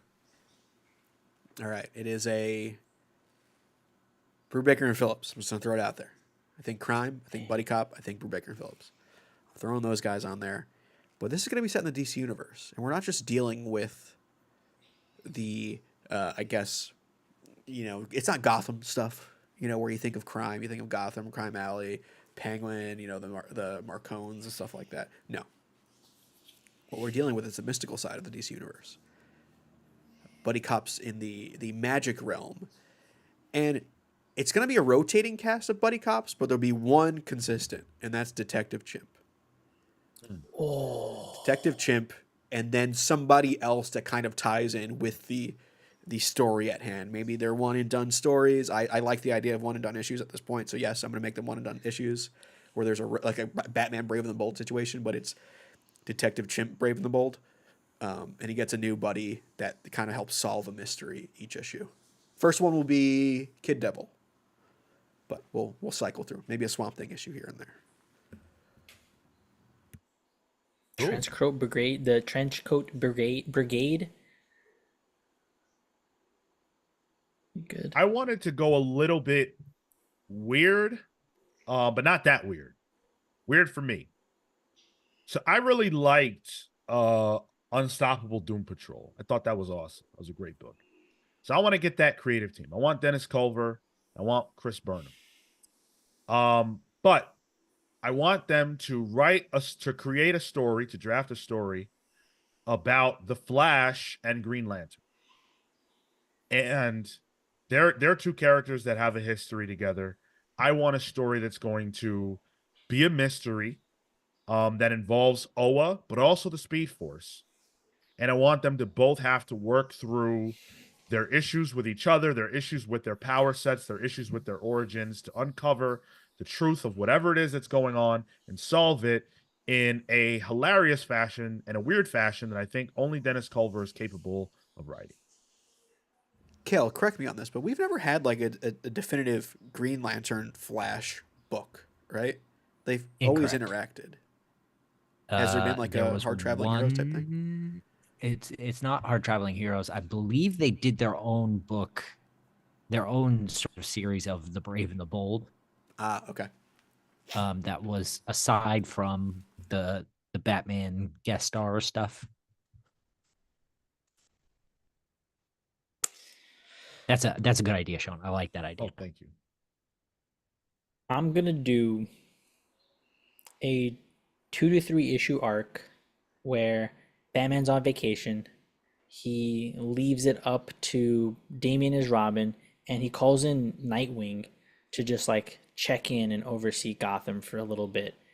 Damian's pissed at that because he doesn't think that Bruce trusts him in totality, and so now it's uh, Damian leading on missions, but begrudgingly having to bring Nightwing on board, and him trying to escape and do his own thing to solve crime however it's needed, to prove that he has the autonomy.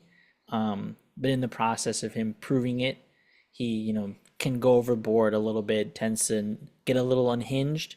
And Nightwing's there a little frustrated that he has to like babysit. My creative team, and specifically this writer artist, because I love him and I love the Son of Batman series, Patrick Gleason. And I want Damian to have his vampire bat guy, like the Brute or whatever it was. I'm forgetting his name, but I want him to have that as his like little sidekick. Bat guy, not bad guy, right? You said No, I'm forgetting his the big hulking is the Yeah. bat monster. Yeah. I just unlocked the Patrick Gleason Fortnite loading screen too. It's good. His art's good, man. It's so good. Yeah. And Marco, that sounds fun. it's where is it? I don't have it. But yeah, I would like their dynamic. Marco, have you The read only Morrison's Batman and Robin? Oh, parts of it, yeah. Okay. the only problem I have with this is there's no way Nightwing would be upset about babysitting Damian. He would be having the time of his life. Yeah. And I feel like that's where the fun comes from, where they're Yeah. both like having, like, Damian thinks he's leading this thing, and Yeah. Nightwing is like letting him think that, but he knows what's really going. That sounds like a lot of fun. I feel like that Yeah. could happen. Yeah. I love the Goliath. Nick Damian dynamic. It's one of my favorites Yeah. in comics. And Goliath is the bat, yes. that like winged bat dude. McFarlane, get on it. Because I think you could have you could have Damian, like you say, believing he's in charge or whatever, and Damian Dick in the background being like, yeah, get him. And then just, secretly texting like Superman, just being like, just hang back, but keep an eye out. I love it.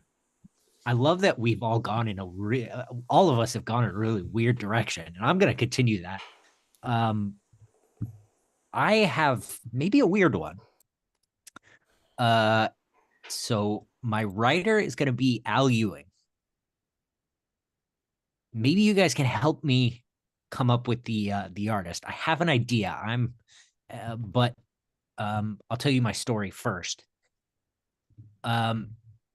So my cops are my buddies are Thor and Iron Fist. Okay. And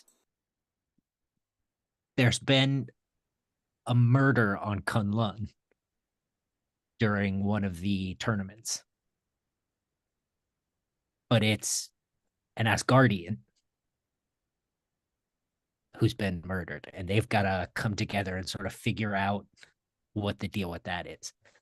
I want the art to be someone very, martial arts focused.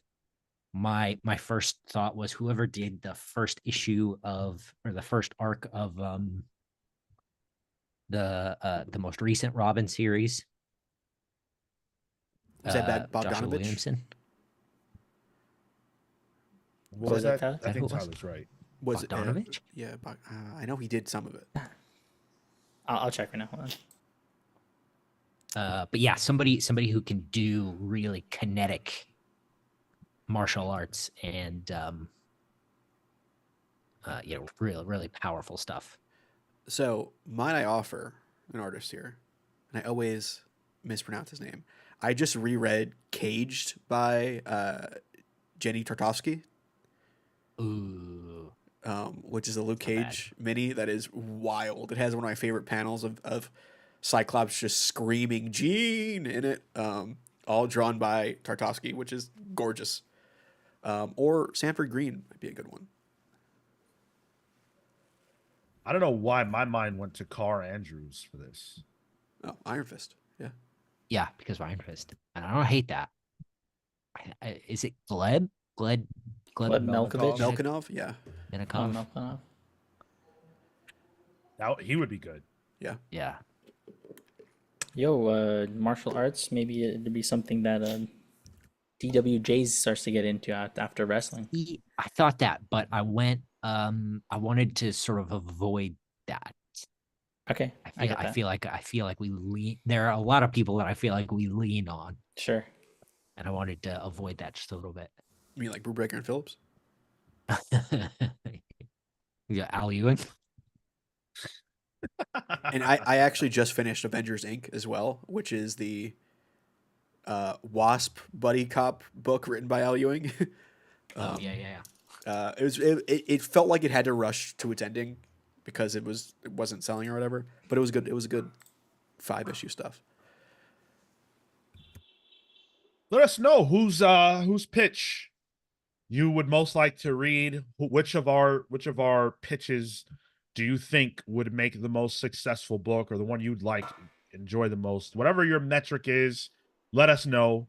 Marco, if you can get a poll up for that, that would be phenomenal. Who's you want to read? Yeah. Maybe not successful. I pitched a Detective Chimp book, so let's. I mean, CW Gordon in the chat gave it a great name. He said it's DC Brave and Bananas. The April Fool's special issue. Yeah. It just keeps good. going for some reason. That's really good. Izzy says, "Oh no, did my pitch not send?" No, we didn't see. I didn't see. We pitch only from- have Ryan Perot and Daniel Bayless as your creative team. Yeah, I would love to see any pitches that you guys have. You all that are listening listening to us and hanging out. I want to say, as Marco gets the poll up, thank you for hanging out with us. It's been a lot of fun. It's been, we've been at this for a while, but I always enjoy coming and hanging out with you guys. It's so much fun to do. Thanks for hanging in there. All the comments, all the support is really appreciated. You guys rock. Best audience in the comic book podcasting space, I'd say. By far. And space. Yeah. Sean, what was yours again? Mine was Flash and Green Lantern. Right. Yeah. This poll's gonna last 30 seconds.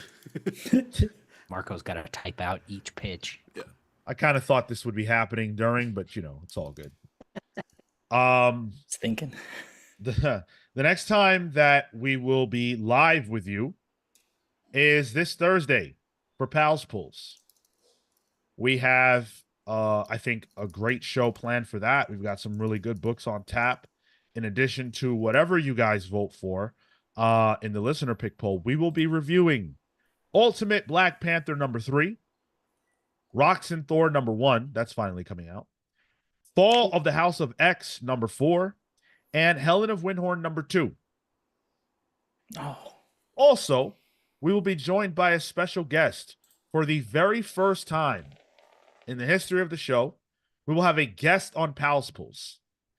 None other than Chillmonger, who's got a great YouTube channel of his own where he talks about, similar things that we talk about here. A lot of Black Panther stuff as well. A lot of Jonathan Majors stuff. But he's going to join us. We're going to have a chat about all the aforementioned books, particular spotlight on Ultimate Black Panther with him. I'm looking forward to that. It'll be a lot of fun to have another panelist join us for Pals Pools. Marco's got the poll up, so you can vote now if you're hanging out with us as to whose book you most want to read. I love these names. Tyler, Brave and the Bananas. That's a great one. Marco, Bat Sitting. Sean, Green Speed. And Cale, Asgardian Murder. You didn't even try with mine. I was thinking really hard, and I was thinking God Killer. I was thinking, and Sean's like, I thought it'd be happening. I was like, oh, I'm trying. Marco said it took the title "Become the Editor" to heart and decided editorializing the titles of other people's books. I wanted to share Izzy's pitch. So, Manhunter, Kate Spencer, and Extraño try to end a series of international smuggling of minor magic artifacts and alien debris. Clearly, some magic tech endeavors are afoot. That sounds interesting. That's pretty cool. Yeah. I've never heard of that character, Extraño. Yeah, me neither. That is the gay character in the 80s DC made and then killed by a villain called the Hemogoblin who injects people with AIDS. Oh, fuck. Coming to TikTok soon. Talk about burying your gaze. Oh, hey, he's the leader and founder of Justice League Queer. Extraño? More recently, yeah. Yeah. Oh, so he's not. So he's no longer he's not dead. He came back at one point, yeah. Very good. It's good. You know, that's why I love these universes so much. You know, you can just Tinian, I think, brought him back. Makes sense. Let's close that poll. Get those results.